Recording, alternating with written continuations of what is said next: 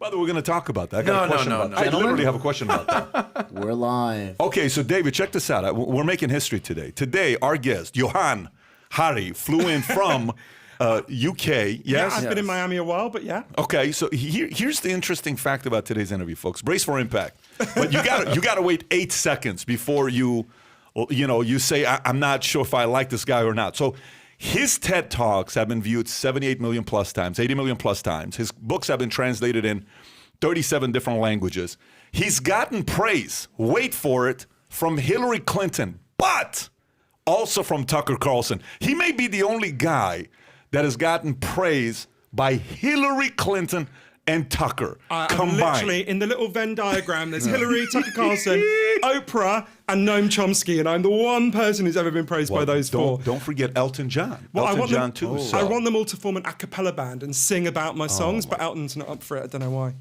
Well, he would be the main guy, and everybody would just stand there. Okay, he would mainly stand there. But let me read a couple. Here's what Hillary Clinton said. In his unique voice, Hari tackles the profound dangers facing humanity from information technology and rings the alarm bell for what all of us must do to protect ourselves, our children, and our democracies. Elton John says, if you have ever been down or felt lost, this amazing book will change your life. Do yourself a favor, read it now. I don't know if you saw his movie, by the way. Did you see Elton John's movie? Yeah, what a movie. Amazing. Incredible movie. I recommended that movie to so many friends who were having a hard time with alcohol. Yeah. Because it was I don't know if you saw the movie or have you seen the movie? I did, yes. Yeah. Ridiculous. Rocket Man, yeah, ridiculous. Rocket Man. Yeah. Go ahead, go for it. Yo, by the way, sing me something. Fun fact, here's a fun fact. So my dad is 79 years old, hardcore Middle Eastern, okay, with old school tendencies. I wouldn't say hardcore. He's like the nicest guy ever. He is the nicest guy. You're making him out to be like some sort of tyrannus. Exactly. I'm picturing Saddam Hussein now, right? The most hardcore guy ever. Right? He's more like a Gandhi. He's like more of like a Gandhi figure than anything. He is more like a Gandhi than Saddam Hussein. Hardcore in his principles. Yeah. But soft in his personality. But what I'm trying to say is he's very conservative, okay, in his way. So one day we're staying at the Palazzo Suite. It's like 15,000 square feet. And it's at the Rio. And we're putting an event there. And the hostess comes and he's giving us a tour. And he says, just so you know, Sir Elton John stayed here for 2 months. You're the first family to stay here after Elton John. I'm like, great. So my dad's like, who? Elton John. He's a little bit worried. He says, sir, just so you know, the bed you're sleeping in, this Elton John slept here last night. My dad is like, Elton John slept here last night. It was all trippy for him. Anyways. Your dad cannot be more conservative than my dad. To give you a sense of my dad, my dad thinks that Donald Trump is like a liberal, right? My dad, I was very lucky because I'm gay, and my Your dad thinks Donald Trump is a liberal. I was very lucky because I'm gay, and my dad's a bit homophobic, but fortunately he hates women more than he hates gays. So when I told him I was gay when I was a teenager, misogynist than a homophobe. He said to me, son, it's as good you're a faggot. It means you don't have to deal with these bitches. I was like, wow. Thanks, Dad. That's really reassuring. Did he really say that? He did. He meant it nicely. He's actually a very nice person. He would never be actually nasty to anyone. Your dad just got canceled by like so many people right now. Oh my gosh. I love him. Is he a fan of Elton John? He does love Elton, but even like the most hardcore, the fucking Taliban people who think that gays should be stoned to death, love Elton John, right? I'll tell you one quick story. When I used to be in nightlife, Miami, so I used to hire DJs. This one, you brought up the word Rio. I don't think you meant from Brazil. No. Okay. Vegas. Okay. Yeah. So there was this one Brazilian DJ, and he goes, "Hey, Adam, guess who my favorite musician is ever? I'm like, just start guessing? He's like, I'll give you a guess. I'll give you a hint. It starts with an H. I'm like, H? I don't know, like Whitney Houston? I don't know. I'm thinking, the H-Town Boys. He goes, Elton John. I go, that's Elton with an E. So anytime I think of Elton John, I think of Elton John. He's been to Elton John and back. Yes. Yeah, that's hilarious. Anyway, so today we're going to talk about your latest book, Stolen Focus, Why You Can't Pay Attention and How to Think Deeply Again. Now, the stuff you've written about and talked about, I watched, both your TED Talks. And by the way, what's so crazy is this weekend I was having my son watch some videos on focus. Okay, and I'm like, here, go watch this video. And I had no idea the video I had him watch was a video by you. Until afterwards, I'm like, wait a minute, he's on the podcast this week. So it was so interesting because your videos got a lot of views. You get a lot of praise for them, and it's mainly a lot of this stuff is about mental anxiety, depression, how to stay focused. But now you've just addiction, and we'll cover some of that stuff. But tell us what inspired you want to write this book, Stolen Focus. Well, I noticed that with each year that passed, things that required deep focus, like reading a book, were for me getting harder and harder. It was getting more and more like running up a down escalator. You know what I mean? Like I could do it, but it was getting harder. And I was really uncomfortable with what was happening. And I was really uncomfortable with the fact that this seemed to be happening to everyone around me. And particularly the young people in my life. A lot of them seem to be almost whirring at the speed of Snapchat, right? Where nothing's still or serious. I'm really curious about talking about your kids in this respect, because a lot of the book is about kids. And I want to figure out, well, is something unusual happening to our attention? And if so, what? And what can we do about it? So I used my training in the social sciences at Cambridge University to travel all over the world, from Miami to Melbourne to Moscow, to interview over 200 of the leading experts on focus and attention, and just really deeply dig into their science to figure out what's going on here. And I learned that there's scientific evidence for 12 factors that can make your attention better or can make it worse. And loads of the factors that can make your attention worse have been hugely rising in recent years. We are in a real and massive attention crisis, I reached the conclusion. Just think about some simple facts. For every one child who was diagnosed with attention problems when I was 7, and I think we're pretty much the same age, there's now 100 children given that diagnosis. And that's because they're identifying a real problem. The average American office worker now focuses on any one task for only 65 seconds. So for only 3 minutes. For college students, it's 65 seconds. So we're facing a real problem here. And I think what people need to understand is, if you're struggling to focus and pay attention, as almost all of us are, your attention didn't collapse. Your attention has been stolen from you by some very big forces. And once you understand what's really happening to us, it opens up a different set of solutions that we can all achieve together. And what is that? Who has stolen it away from you? So there's a huge range of factors, and I'll give you one example. Right, you've got a phone here, and you might get some messages on it. I assume it's about the show, right? So I went to interview one of the leading neuroscientists in the world, a guy named Professor Earl Miller, who's at MIT, and he said to me, "There's one thing you've got to understand about the human brain more than anything else. You can only consciously think about one or two things at a time. That's it. This is a fundamental limitation of the human brain. The human brain hasn't changed in 40,000 years significantly. It ain't going to change on any time scale any of us are going to see. You can only think about one or two things at a time." But we've fallen for a massive delusion. The average teenager now believes they can follow 6 or 7 forms of media at the same time. But what happens is scientists get people into labs and they say, okay, do loads of things at the same time, and they monitor them. And what they discover is you can't do more than one thing at a time. What you do is you juggle very quickly between them. You go from, wait, what was that Facebook message? What did Patrick just ask me? What's this on WhatsApp? What's on the TV over there? You juggle, you juggle, you juggle. And it turns out that comes with a huge cost. The kind of fancy name for it is the switch cost effect. When you switch between tasks, you think you're doing lots of things at the same time. So you're talking to me, you're looking at your phone, you're looking at the screen. It turns out you will do everything you're trying to do less competently. You make more mistakes, you remember less of what you experience, you're far less creative. And this sounds like a small effect. When you first hear about it, you're like, yeah, I get that, but that's quite small. It was shocking talking to the scientists to realize what a big effect this is. So I'll give you an example of a pretty small scientific study that's backed by a wider amount of evidence. Hewlett-Packard, you know the printer company? Who, even the words paper jam make my whole body fucking tense up. But anyway, Hewlett-Packard, the printer company, got a scientist in to do some research on this. And he split their workers into 2 groups. And the first group was told, just get on with whatever your task is and you're not going to be interrupted. And the second group was told, get on with your task, but you're going to have to answer a heavy load of email and phone calls. So pretty much how you, me, how we all live most of the time, right? And at the end of it, they gave an IQ test to both groups. What they discovered is the group that had not been interrupted scored 10 IQ points higher than the group that had. To give you a sense of how big that is, if the 3 of us sat down now and smoked a fat spliff together and got stoned, our IQs would go down by 5 points. So being interrupted all the time in the way that we are is twice as bad for your intelligence as getting stoned. You'd be better off sitting at your desk, getting stoned and doing one thing at a time than you would sitting at your desk, being constantly interrupted and not getting stoned. To be clear, you'd be better off neither getting stoned nor being interrupted, obviously. This is a huge effect. If you're interrupted, it takes, on average, 23 minutes to get back to the level of focus that you had before you were interrupted. But most of us never get 23 minutes spare. So we're constantly operating at this diminished level of brain power. A different study found just getting 8 text messages an hour, that doesn't sound like much to me, don't know if it does to you, that diminishes your ability to remember what you're experiencing and to answer questions about it by 30%. This is why Professor Miller said we are living at the moment in a perfect storm of cognitive degradation as a result of all these interruptions. Now that's one of the 12, one of many examples, but does that ring true to you guys? I'm curious about your own lives. Yeah, so I'm curious when I hear that, because I've heard that a lot with multitasking, whether it was the yellow book, The Power of Habit. Was it The Power of Habit by Hewick? What was his name? Anyways, there's so many books you can read about focus, right? But at the same time, here's what I think about.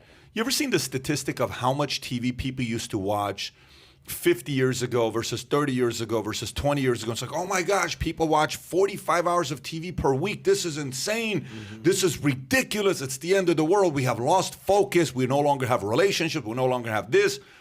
And I'm like, wow, so TV ruined everything. We go back. Radio, people listen to 45 hours of radio. Prior to radio, we used to go outside and we used to play with our families and we used to do this. Okay, I can see that part.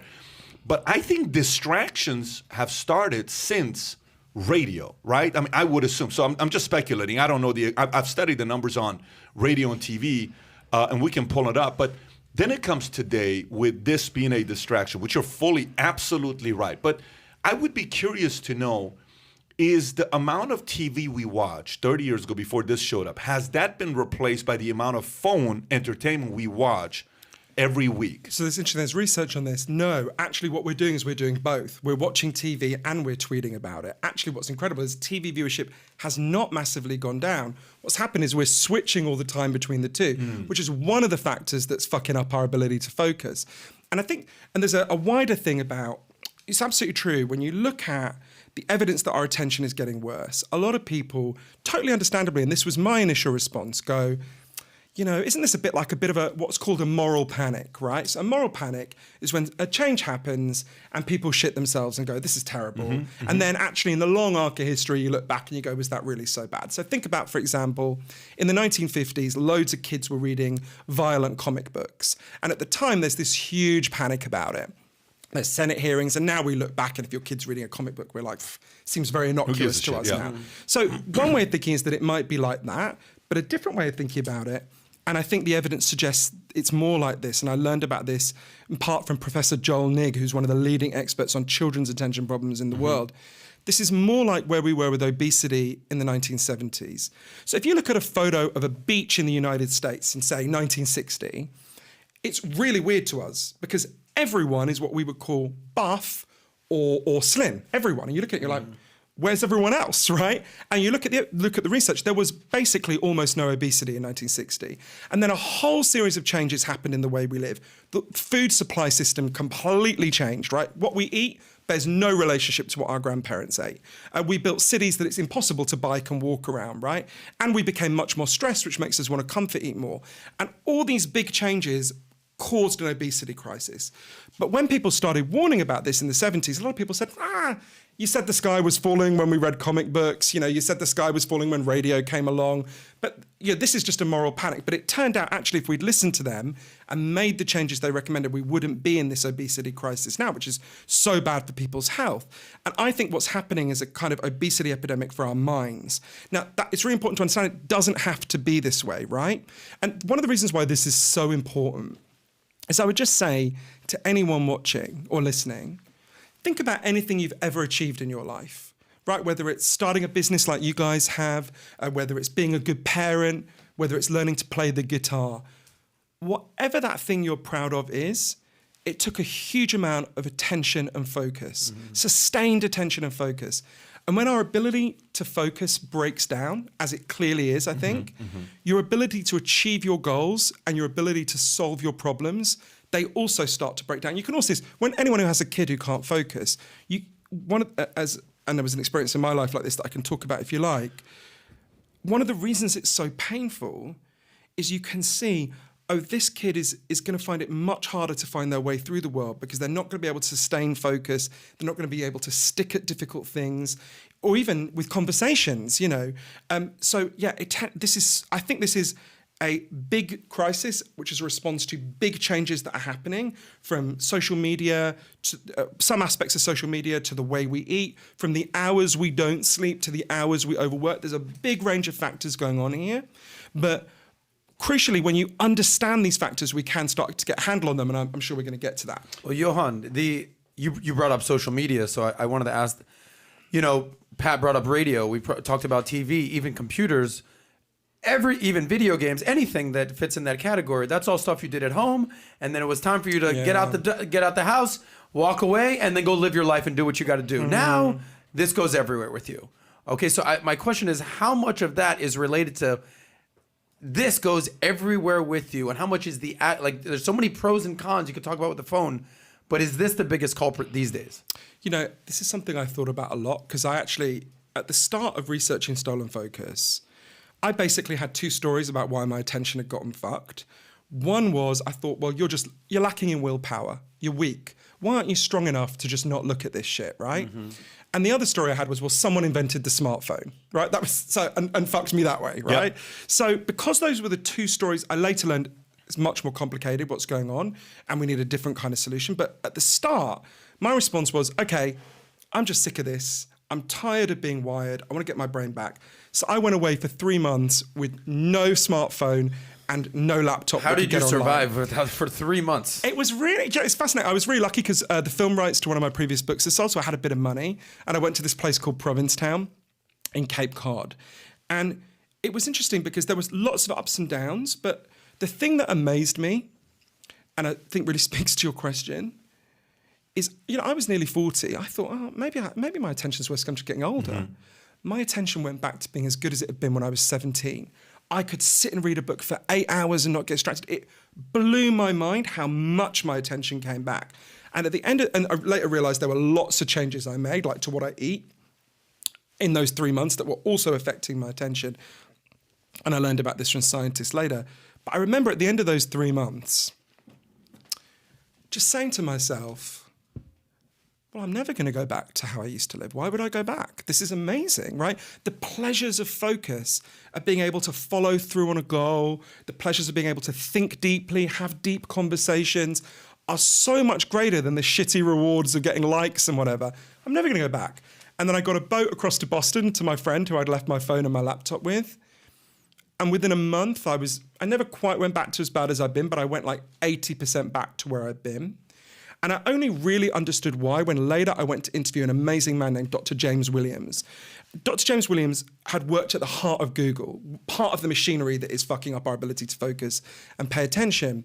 And he was really uncomfortable with what they were doing. One day, he spoke at a tech conference to the people who are designing the things that obsess your kids and, you know, and all of us. Yep. And he said to them, if there's anyone here who wants to live in the world that we're creating, put up your hand now. And not one of them put up their hand, because they are all being hijacked by their own creation. This was in a group of students? No, this is a tech conference. Tech designers who are designing like the stuff that you use all the time, right? And he quit, and he became, I would argue, the leading expert on attention in the world. And he said to me, look, the mistake you made when you went away for 3 months and just thought you could hide from it, he said, it's like thinking the solution to air pollution is for you personally to wear a gas mask, right? I mean, if I lived in Beijing, I'd wear a gas mask, right? There's a case for gas masks. But we've actually got to solve the problem instead of just trying to hide from it. You know what you're making me think about? Let me ask you this. What currency do you value the most? We're all about the same age. We're all 1 year apart, the three of us, okay?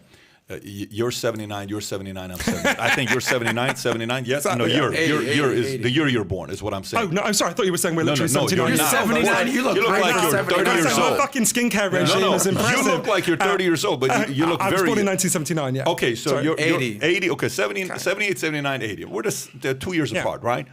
So I've come to realize... Let me just ask a question open-ended from you. I'm curious to know what you're going to say. What currency do you value the most? Meaning, not currency as in, you know, I value Bitcoin or Ethereum or fiat or gold. I'm talking about what currency do you value the most? Is it happiness? Is it stress-free? Is it super intense engage? Is it in the hunt?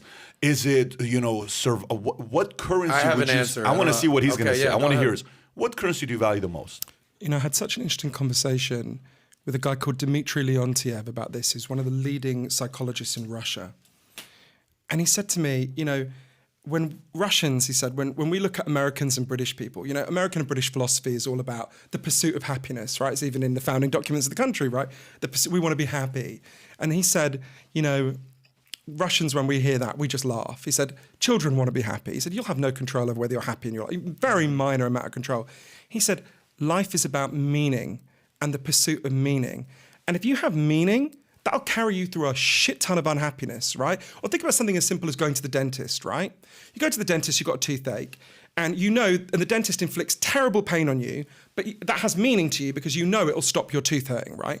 If you took away that framework of meaning, if I just put a drill into your face now, Patrick, that would not be a lovely, you know, I went to the dentist and it helped. It would be a form of torture, right? So meaning can carry you through terrible forms of pain. So for me, it's about pursuing meaning. And this is really important for attention as well. Attention evolved to attach to meaning, right? A frog will stare longer at a fly than it will at a stone because the fly is meaningful and the stone isn't to a frog because they can eat the fly, right? Mm-hmm. And part of one of the reasons we're struggling to focus so much now is that a lot of the stuff we're being asked to focus on is meaningless bullshit, right? Your attention will slip and slide off meaningless bullshit. Think about our school system, right? The school system has been redesigned, so it is overwhelmingly about getting kids to memorize meaningless shit that doesn't mean anything to them for tests that are also meaningless, Absolutely. right? Now, after that change happened, when the second President Bush introduced No Child Left Behind, the reform that made this, ADHD diagnoses went up by 24% in the next 4 years because kids can't focus on meaningless shit. We can't focus on meaningless shit. Obviously, the last quarter of the book is about how we can help our kids get their attention back, which is partly about restoring meaning. There's lots of other things. But does that ring true to you, Patrick, about meaning? Yeah, so what I'm doing is I'm not trying to, I listen to everything you said. I'm looking at this, I'm trying to find this book I read where he said the opening line, I'll never forget. It was and I want to hear what yours is, by the way, the currency. I'll never forget, we're reading this book. I'm in this phase of reading Buddhism. And it's like 2006, 2007. And I'm just studying everything I can. I'm just like, I want to know how to live more of a meaning life. And the opening, I wish I knew who I'll find it by the time we're done here. He says, happiness is to suffer less, okay? Happiness is to suffer less, is what this author says. And he's a pretty legendary author. He's not like a regular guy. And one of the guys that's sitting next to me, whom he and I started the office together, he says, you know what? That makes all the sense in the world to me. We're here in background, by the way. Is your phone ringing? Oh, right. Yeah, okay. So I look at this. Ironically, we're being interrupted by your phone, which is the subject of our whole damn book. So very interesting. But he said, he's looking at this. And do you see now? It's going to take you time to refocus your mind.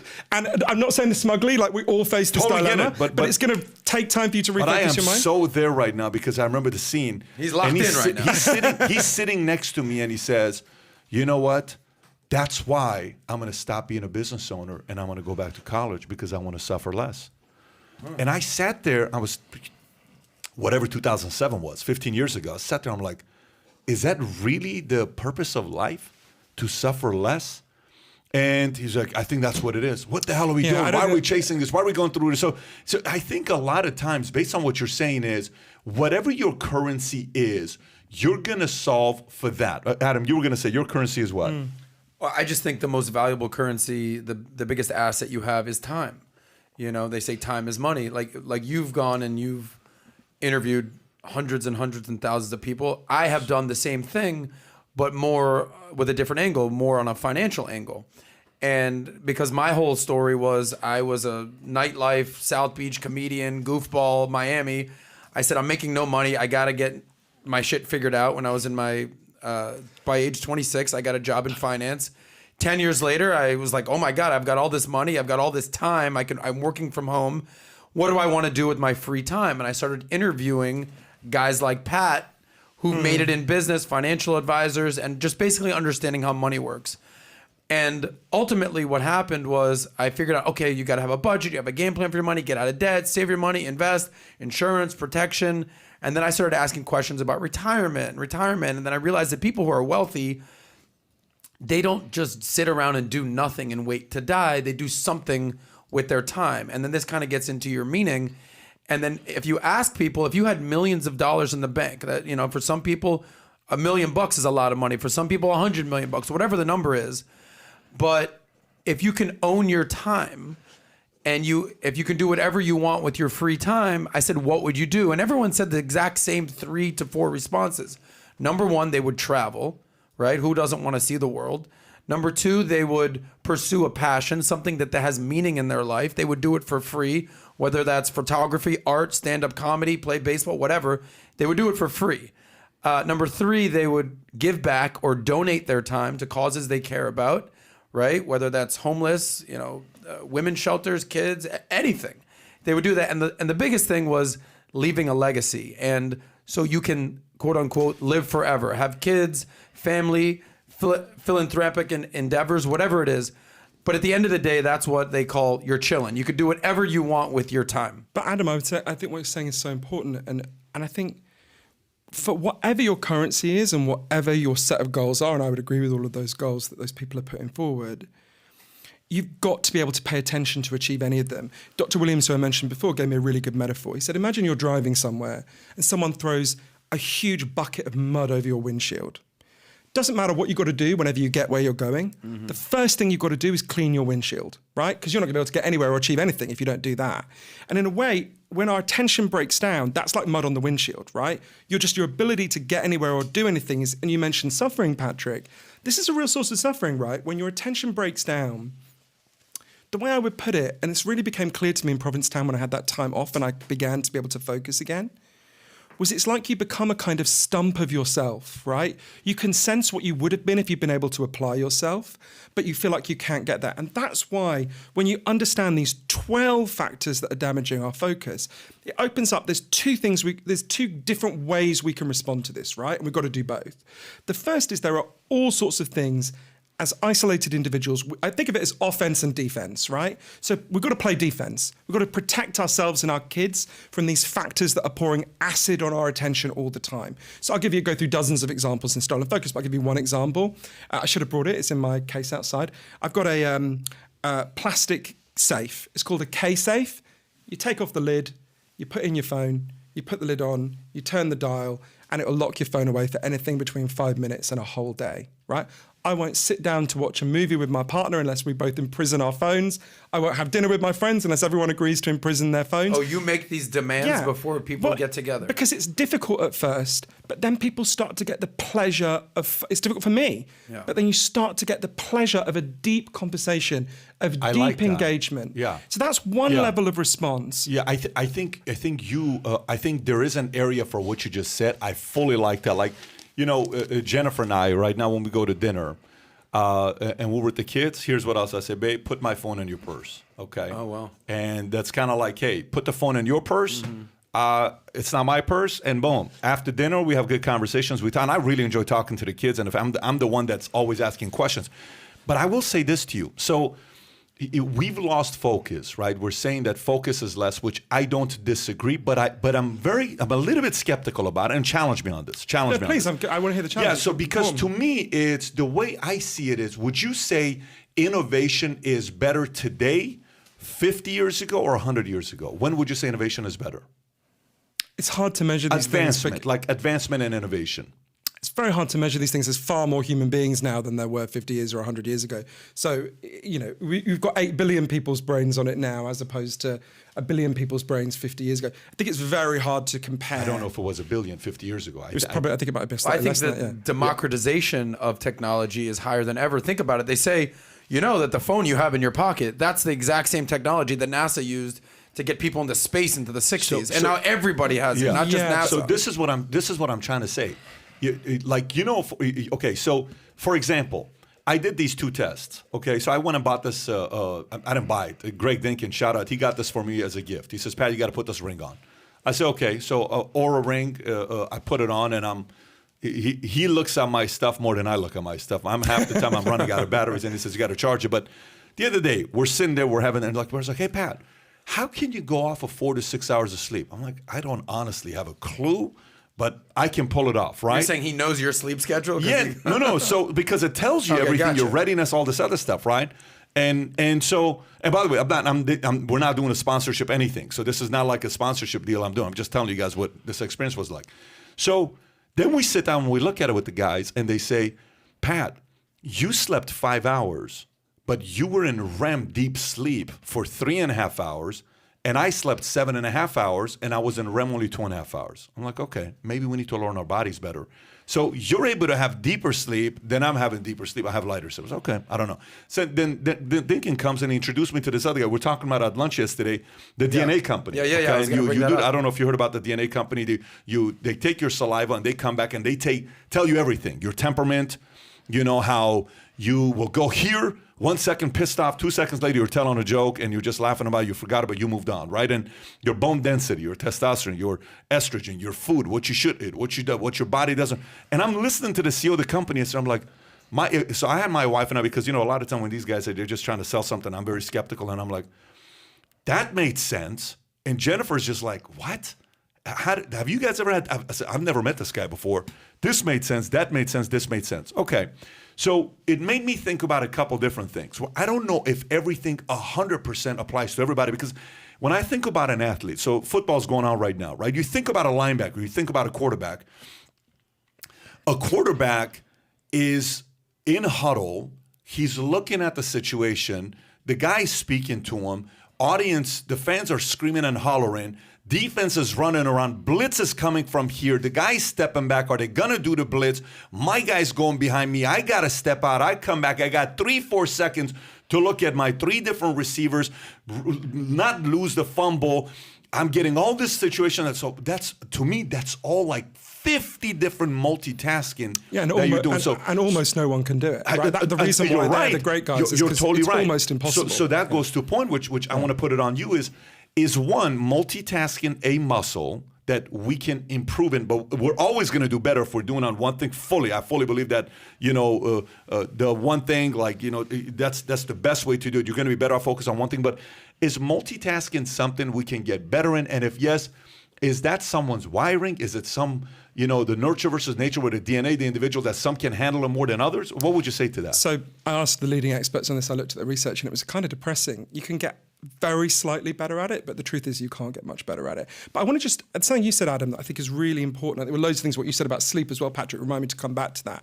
But you said this thing that's really important, which is, the phone you use has the technology that NASA were using like 30 years ago. And that feels like democratization, and in some ways is. But you've got to ask yourself, what is that technology being deployed for?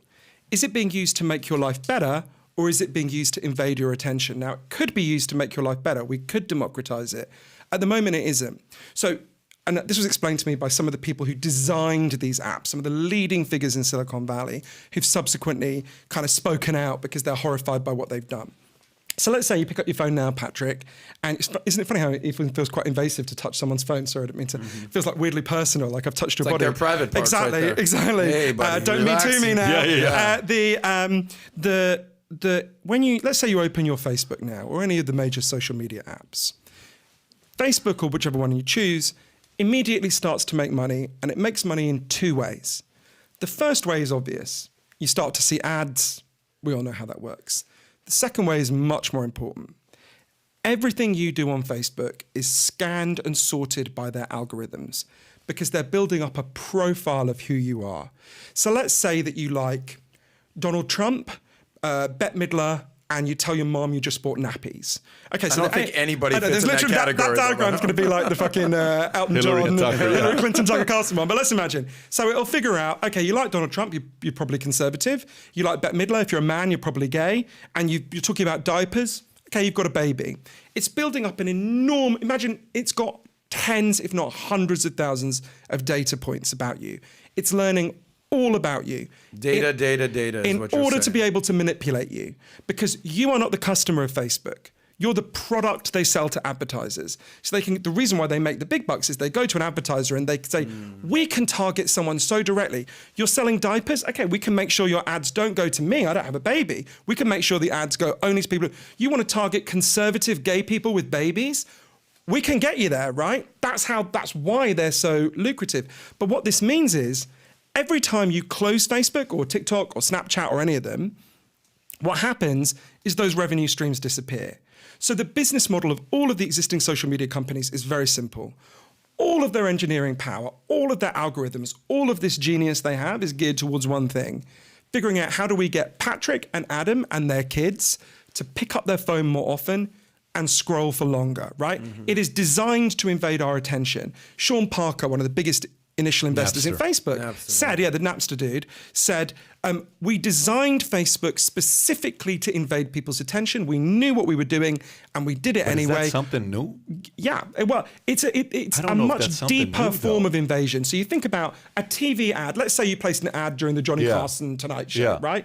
That's a blanket thing that's going to, whatever it was back then, 50 million people. That's very different to something that knows what you messaged your mom about last night, that's learning all these deep patterns about your mind. Yeah, I think the DM part, the private conversations, that's that's my privacy. But it's not a privacy thing. Privacy is part of it, but it's that they can learn how to hack your attention much more accurately. They're learning the weaknesses in your attention. Do you think that's innovation or do you think that's manipulation? Well, it's a form of innovation, but it's a form of innovation that harms our attention and has all sorts of negative outcomes. And it's important to understand we can have all the good stuff about social media without this aspect is designed. I don't know about that. And I watch Social Dilemma, right? You remember Social Dilemma? I'm sure you've seen it. Yeah, I watch a lot of the people in it. Everybody said, you guys got to watch Social Dilemma. Oh my gosh, it's the end of the world. So I watch Social Dilemma. And I sat there and I said, okay, I can see that. Got it. The movie that made the biggest impact wasn't Social Dilemma to me. It was a movie called Disconnected, which we can talk about the movie Disconnected, but let's stay on Social Dilemma. So I watched this movie, the documentary Social Dilemma. Oh my gosh, former president of this and former president of that, and these guys are doing this, and here's what we're doing. Our intention is to do this. I'm like, okay, what's new about this? Like, okay, so for example, my kids, what do parents do? We look for markers on how to gather data and intel on our kids to get them to stay focused, because I can't say, son, let me tell you, here's a book. Here's a biography of Aristotle. I want you to read it. That would never work. But here's a Diaries of a Wimpy Kid. Oh my gosh, I'll read 50 of them. So I think the same kid that is obsessed with reading Diaries of a Wimpy Kid and the parent only targets what interests him, we're now that big kid that's interested in different things that it just adjusts. And great marketers know how to penetrate that interest. So the difference is the difference is about the goals that you have for the individual. So when you're learning what your kid wants, your goal for your child is for your child to be able to flourish, to have a good life, to be able to focus, to be effective in the world, right? When Facebook or TikTok are learning about your child, those are not the goals that Facebook and TikTok have for your child. They have one goal. Let's make your child scroll as long as possible and pick their phone up as often as possible. Okay. That's the only goal they have. Sure. Just like the head of KFC, his only goal is, can I get your kid to eat KFC? The only goal they have is, can we get them to scroll? So the issue isn't, do you learn things about people in order to guide them? That's a good thing in many contexts. In the context specifically of learning things about people in order to guide them to scroll as often as possible and pay as little attention as possible, that's a bad thing. Now, that's bad for individuals and bad for the society. But go pull up McDonald's and go to type in McDonald's pineapple burger. Okay, you're making me hungry here. Yeah, I had a McDonald's breakfast this morning. Did you really? Yeah, Let me put it to you this way. You can tell from my chins. I'm gonna tell you. I would. The last time I had a Big Mac. Check this out. Go to just type in McDonald's. Go to images. Oh man. Yeah, let me tell you. So they came out with this. Somebody idea get this guy some McDonald's ASAP. Years ago. They came out with this idea of McDonald's pineapple burger. It was such a massive failure because they thought the healthy people are going to be interested in this pineapple burger, and it failed, right? So McDonald's goes and brings Ronald McDonald, okay? And Ronald McDonald used to be a big hit. If you went to McDonald's, it was everywhere. Now, what was McDonald's strategy with Ronald McDonald? Here's what Ronald McDonald did. They knew if they got kids addicted to Ronald McDonald, kids can't get in the car to come to McDonald's. They have to tell mommy and daddy to go to McDonald's. If they persuade it and won the kids over, they're automatically going to get a family of 4 or 5. So kids meal, Ronald McDonald. Next thing you know, it's a business model. And by the way, here's what's crazy about it. Do you know McDonald's for 30-something years, they profited every year for 30-plus years until 1 year when the whole Obama and Michelle Obama. Obama and Romney were going at it. And you remember that one thing when Sandy Hook happened, and then Romney's about to become president, and Benghazi situation. He's just really the third debate. He destroyed Obama. It was terrible. It was not a good thing for Obama. And the fourth debate, I'm on a flight with Bill O'Reilly and Dennis Miller. They're doing a show. We're going to Burbank, to Vegas, because they're doing a show. I'm like, Bill, what happened with Romney? And they said, let me tell you what happened here. Here's what happened here. He says, the consultants of Romney said, you don't have the votes of single women, and you have to stop. Maybe talk. They don't like it when you bash Obama with Benghazi. Kick back on the fourth debate. And he did that. He lost. Guess what? McDonald's said, we're going to start selling salad. Is there any way you could take this off the screen? Because it's genuinely giving me cravings. Sorry, yeah. No, it's making me hungry. Yeah, so they went to salads. Okay, they said, we're going to do salad. Do you know the year McDonald's went to salad first, they lost money? Because they forgot who their customer was. Their customer was the kid that forced parents to take him to McDonald's, which I've done many, many times, based on the kids' meal. So I think that's called capitalism and innovation. And some of the guys today, the way they're doing it, it's way more intrusive. Totally agree. It is intrusive, but it's a business model. It's not just that it's intrusive, it's that it leads to catastrophic outcomes. So we all know about the obesity crisis. It means that people die, I think the figure is 7 years earlier than they otherwise would. And you're right, part of how this works is, so for example, more 18-month-old children know what the McDonald's M means than know their own last name. So from the moment we're born, we are taught to associate positive feelings with unhealthy food. And as you can see from my chins, I'm as much a victim of that as anyone, right? But I think it's important to understand. So I think part of what you're arguing, Patrick, which is really important to think about is, okay, there's some harm here, but we just choose this. This is capitalism, we choose it. And what I would argue is we're choosing it in a context that is absolutely loaded against us. If I covered you guys with itching powder right now, you would scratch. And at some level, you would be choosing to scratch, but equally, you wouldn't have chosen to scratch if I hadn't covered you with itching powder, right? So you made a choice, but not in an environment that you chose. In a similar way, there are all sorts of things that are happening to us that we don't choose that are making us much more vulnerable to making these bad choices. And people can feel that, people are choosing it, but they're unhappy with it. In the same way that, when I used to eat at KFC every day, I had a period in my 20s. Yeah, I liked the KFC. I didn't like being so overweight that I couldn't walk upstairs, right? So in a similar way, we're making these choices, but this is way more invasive than anything that KFC can do to you, right? I mean, KFC can put an ad on the TV. They can show that tempting burger image, McDonald's can. But this is, and I think there are lots of things happening to us that are making us more vulnerable to this. Remind me to come back to sleep, because I really want to talk about your point. But even let's just think about how the way we eat is affecting our ability to focus and pay attention. So watch this. So I think you are social dilemma. I think you are a form of social dilemma. Let me explain. I think you are a form of Facebook, Twitter, YouTube, and I applaud you for it. And here's what I mean by it. I'm on TED Talks YouTube channel right now, okay?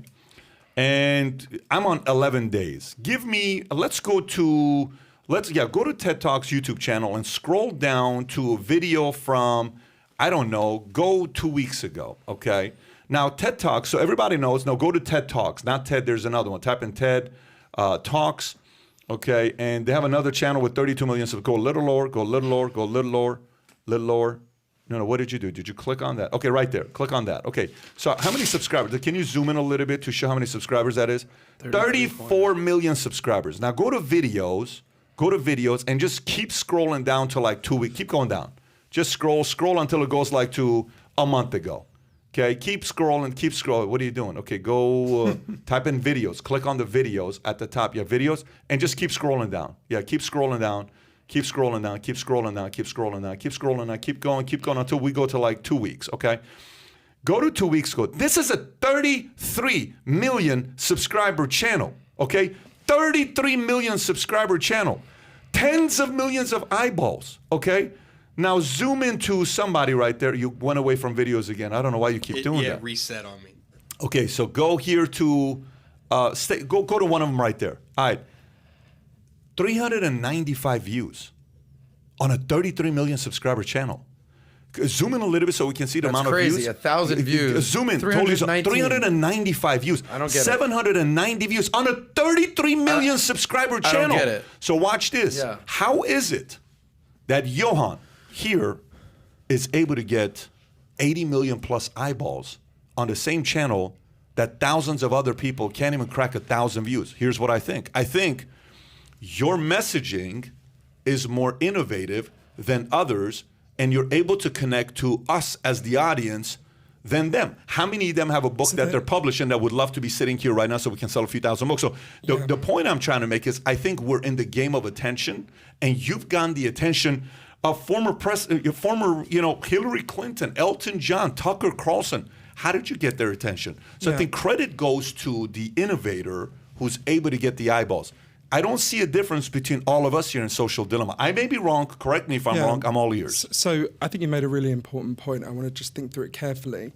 So if this was an argument about is tech good or is tech bad, I'd be on your side. Tech is good. We don't want to all convert and join the Amish.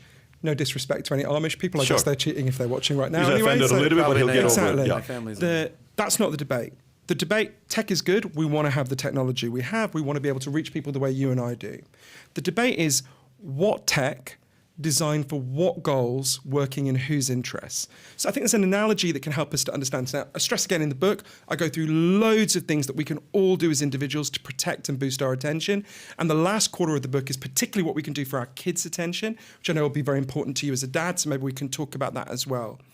But I think there are things we also have to do collectively, because at the moment, it's like someone is pouring itching powder over us all day and then leaning forward and going, hey, buddy, you might want to learn how to meditate. Then you wouldn't scratch so much. To which the logical response is, okay, well, fuck you. I'll learn to meditate, but we need to stop you pouring itching powder on me. Yeah. So there's a very practical example, all within capitalism, of a historical analogy that I think can help us to think about this. There's something in the past that was fucking up people's attention, and we dealt with it. And I think it can teach us how to deal with some of the things that you're talking about, where we can keep the good, exactly the good stuff that you're in favor and I'm in favor of, Patrick, without this harm. So you guys are going to remember, because we're the same age, it used to be normal that people put leaded gasoline in their cars, right? I remember my mom putting leaded gasoline into her little red Mini that she had, right? And it was discovered that exposure to lead fucks your ability to think and pay attention, particularly for children. It's a disaster, right? It's actually known about going all the way back to the 1920s, but the lead industry funded kind of bullshit denial for a long time. But in the end, by the 70s, by the time we were kids, the early 80s, it was just undeniable. So a group of moms got together and they said, okay, why are we allowing this? Why are we allowing these companies to fuck our kids' ability to focus? You're saying with the gas? Yeah, with the... So what happened is... Isn't lead in pencils in schools? Not anymore. Okay. Because exposure to lead is so bad for you. I mean, it still is a bit, but they're not in a way that you can suck on it like they used to. Because exposure to lead is terrible. It used to also be in paint. People used to paint their houses with leaded paint, right? What these moms did not say, and it's really important to think about what they didn't say let's ban all gasoline.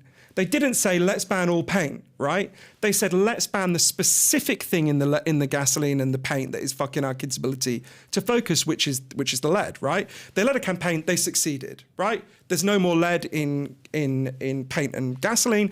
As a result, the Center for Disease Control says the average American child had a boost of between 3 to 5 IQ points because they were no longer exposed to this pollutant, right?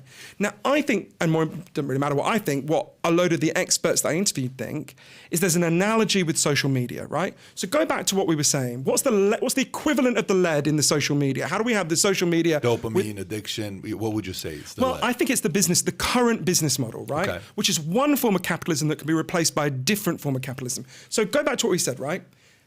At the moment, you open Facebook, every minute you scroll, they make more money, and every minute you put your phone down, the revenue stream disappears. That's it. So the whole machinery is designed, and for TikTok, and for Snapchat, the whole fucking lot of them, it's all designed, how do we raid your attention the most, right?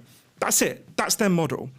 But when I interviewed lots of the people who design key aspects of the internet, like a guy called Asa Raskin, who designed something called Infinite Scroll, that's the heart of most websites, including YouTube, the one we just looked at, he said to me, look, the solution here is very simple. When it comes to the tech component, I stress again, there's 12 elements I write about in the book. But for this component, you've got to ban that business model just like we banned the lead in the paint. Just say a business model that is designed to secretly track you, in order to figure out the weaknesses in your attention, hack them, break your attention open, break your kids' attention open. And I remember saying to Asa, I shook my head like you just did, Patrick, and I said, wait, A, that seems like a really big thing, but B, what would happen if I opened Facebook the next day, right? Would it just say, sorry guys, we've gone fishing? He said, of course not. What would happen is they would move to a different business model. And there are two different business models that are happening in this building right now. The first business model is subscription, right? Everyone here, there'll be some people here who've got Netflix subscriptions, HBO subscriptions. We all know that's a form of capitalism. You'd pay a small amount you'd for access, right? Or the second is one that's definitely in this building because I used it before we came here. You've got a sewage system here, right?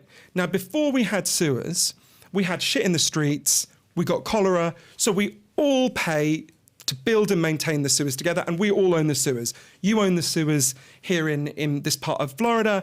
I own the sewers in London and Las Vegas, the places I live. We all own the sewers. Now, it may be that like we own the sewage pipes together, we might want to own the information pipes together because we're getting the equivalent of cholera for our brains. But the really important thing about this is what changes, and it comes back to what we were saying, like you were saying about your son, with goals, right? At the moment, the only goal of social media, the way it's designed, is to invade your attention, break it open, and keep harvesting it, right? But under this different business model, whether it's subscription or a sewage-like system, what happens is all the incentives change. Suddenly, you stop being the product that they sell, and you become the customer. Suddenly, like, what does Patrick want? Oh, Patrick wants to be able to meet up with his friends offline. We'll design Facebook to make that easier. Adam wants to be able to pay attention. Okay, we'll design Facebook to heal his attention instead of hacking it. But to get there, you've got to change the business model, which is entirely within capitalism. This is not an anti-capitalist model. I don't know, because so I get how it upsets some people because of the amount of power. The area that concerns me with these virtual governments is a complete different thing than what concerns that individual you were talking about. Because to me, I've bought a lot of products that was based off a great ad.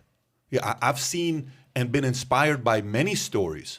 If it wasn't for the algorithms, my son would have never watched a video from you, right? That the video, if it wasn't for the algorithms to buy certain products for myself, okay, so I'll give you... But this isn't an argument against algorithms. Just to say, this isn't... It's really important this is an argument against the ads. It's like saying...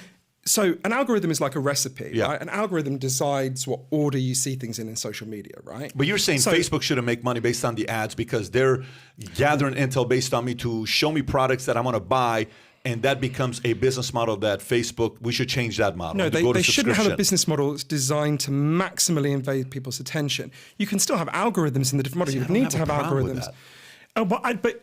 It's like saying, because I agree with you, do you know what I mean when I say I don't have a problem with eating a KFC bucket. I love eating a KFC bucket, but I know that it comes with the cost that I become obese. Yeah. So the thing you're describing has some benefits, of course. Just like eating KFC has plenty of benefits to me. I love it, right?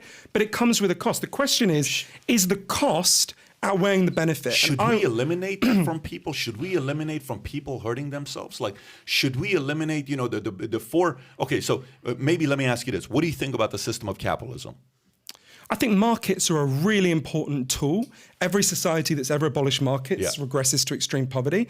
I don't think markets should be everything. I think there are other forces that are really good and healthy in the society as well. The two most popular institutions in the United States are Medicare and the military, neither of which are run according to markets.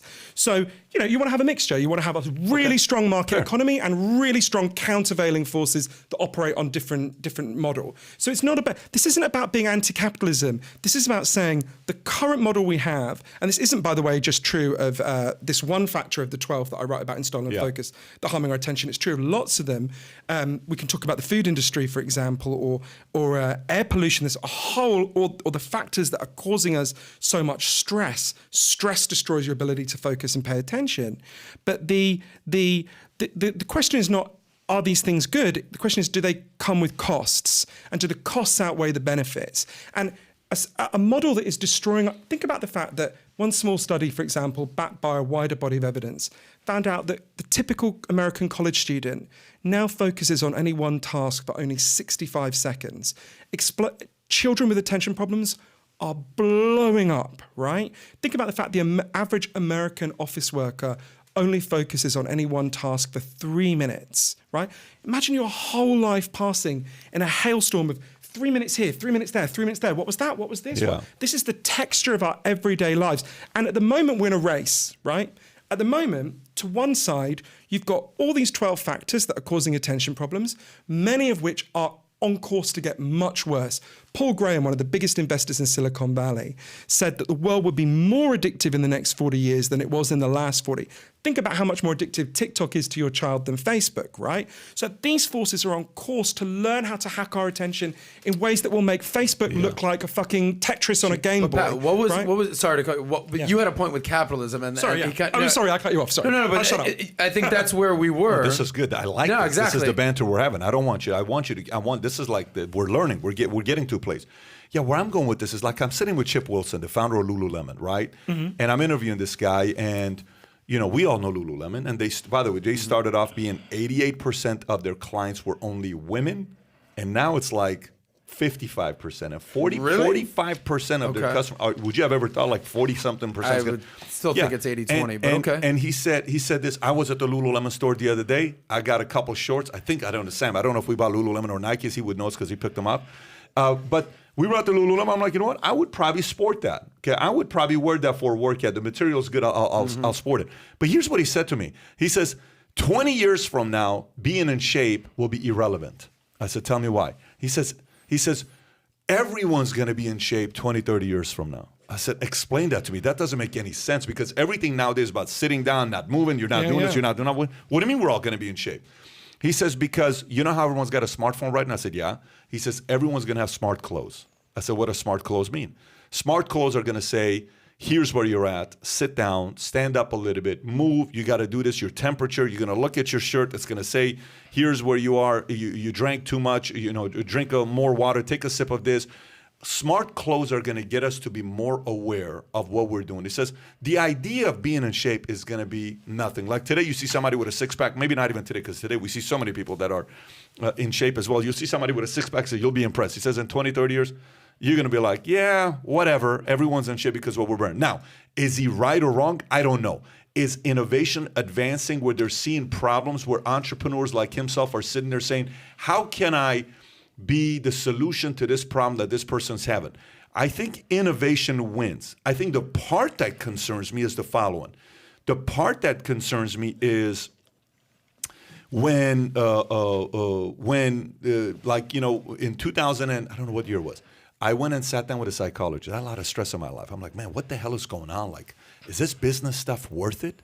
Why is this so much stress? One night I come home, 2 o'clock in the morning, my body's bouncing off the ground. My wife's like, what is going on? She calls my dad. My dad comes over.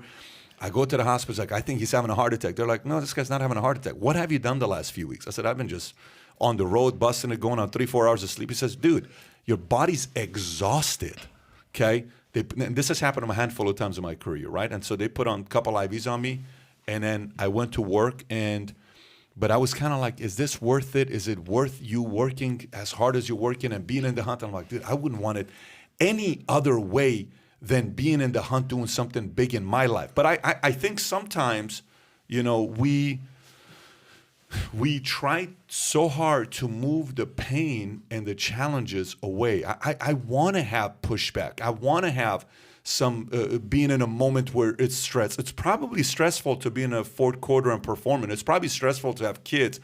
Last night I'm sitting down with Dylan and Tico, and I said, Dylan, how many kids do you want to have when you grow up? And Dylan's like, Daddy, I think I just want 3. Last night, I'm talking to Dylan about this. Just 3? Yeah, I said, why 3? He says, honestly, Daddy, because I think 4 is a lot of work. I'm like, what? He says, you guys got 4, and when I see it, it's a lot of work. I think I want to have 1 less. So you want to have 1 less. By the way, he's got an 8-month-old. So yeah, this 8-year-old kid is telling me that he wants to have only 3 kids. but I think the name of the game is overcoming an obstacle or a challenge or some of those things. These distractions are never going to go away. It's been the job of everybody to distract them. What concerns me is when the big pharmaceutical companies, when I go and met with the therapist, it's like, yeah, take this medication, it's going to solve it. I'm like, no, bro, I don't want this. Give me a real permanent solution. Why don't you take this over here? Why don't you take that over here? Why don't you take this over? I'm like, is this really the solution? I lost a friend one time to my best friend in the world. I lost because he was taking 50 Vicodins a day. In front of me, he took 8 in front of me. The guy got 3 what do you call it when you're driving under the DUIs? influence? He wasn't drunk. He was on Vicodin. He got into 3 car accidents in a week, went to jail. We had to go get him. I'm like, what are we doing? Took him to a rehab place for 2 weeks, and then eventually, he died. But just to go back, because there's so many things in what you just said that are so important. So like you, I am passionately in favour of innovation. Innovation is the thing that moves the human race forward. If you look at all the research about innovation, all serious innovation requires deep thought. It requires periods of mind wandering. It requires really sustained focus and attention. So if you're in favour of innovation, as we both are, passionately, the thing you most want to get right is attention, because humans who can't pay attention can't innovate, right? If you can only think in 65-second bursts, good luck thinking of something new, right? You'll never get there. So if I think about all the really impressive innovators I've ever met, from Oprah to Noam Chomsky, they are people who make space to think deeply, to really properly pay attention. So I think, and I wanted to just go back to something you mentioned before. I also really want to talk about childhood, because I'm really fascinated that you've got an 8-year-old, and I think there's specific elements that are destroying our children's attention that I think will really vibe with, the solutions will really vibe with you. But let's think about sleep, because you mentioned that a few times, and exhaustion, right? So we are, in the United States, a chronically sleep-deprived society. Only 15% of us wake up feeling refreshed. It was one of the weirdest things that happened to me in Provincetown when I took those 3 months off. I remember one morning, about a month in, I woke up and I went into the kind of kitchen. I was like, I feel really weird. What do I feel? And I couldn't place it. And I realised I had woken up and I wasn't tired, right? It was the first time I remember that happening to me in my adult life, because we live at such a level of exhaustion. 40% of Americans are chronically sleep deprived. So I interviewed loads of the leading scientists on sleep, people at Harvard Medical School and other places. And there was a few bits of science that really threw me on this. If you stay awake for 19 hours, which sounds like nothing, right? 19 hours, your attention deteriorates as badly as if you got legally drunk. There was one experiment done by a guy called Dr. Charles Czeisler, who I interviewed at Harvard Medical School. He put together 2 forms of technology. There's a technology that can track your eyes to see what you're looking at, and there's a technology we all know about that can scan your brain. So he gets tired people and he puts them into this machinery. And what he discovered was a complete headfuck. You can be awake, you can be looking around you, you can appear to be as awake as you and me, but whole parts of your brain kind of gone to sleep, right? You know when we use that phrase, I'm half asleep? Mm-hmm. Turns out that's not a metaphor. A lot of us are literally half asleep a lot of the time. And this is so important because Professor Roxanne Prichard, who's at the University of Minneapolis, explained to me a lot that when you're sleeping, your brain is repairing. It's healing itself. So throughout the day, something called metabolic waste builds up in your brain. It's what she calls brain cell poop, right? And when you sleep, your cerebral spinal fluid channels open up and a kind of water rinses through your brain and it clears out all this shit that builds up during the day.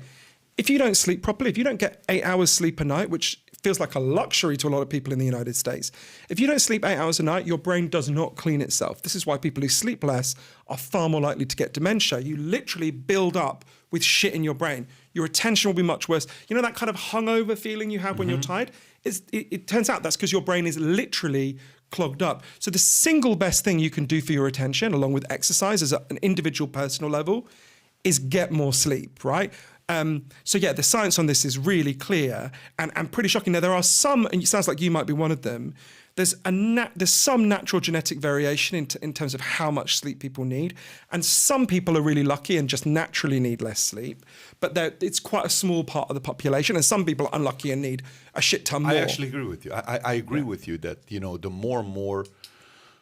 And by the way, even the bodybuilding world, this gentleman you spoke to that said sleeping helps with, it's like you're taking a mental shit, like you're releasing all the toxins out of your brain. I like the phrase, mental shit. That should have been the name of the book. So the same thing happens when you're sleeping. Your muscles don't grow when you're working out. Your muscles grow when you rest. Your muscles, when you're sleeping, your muscles are growing. So I can actually see that.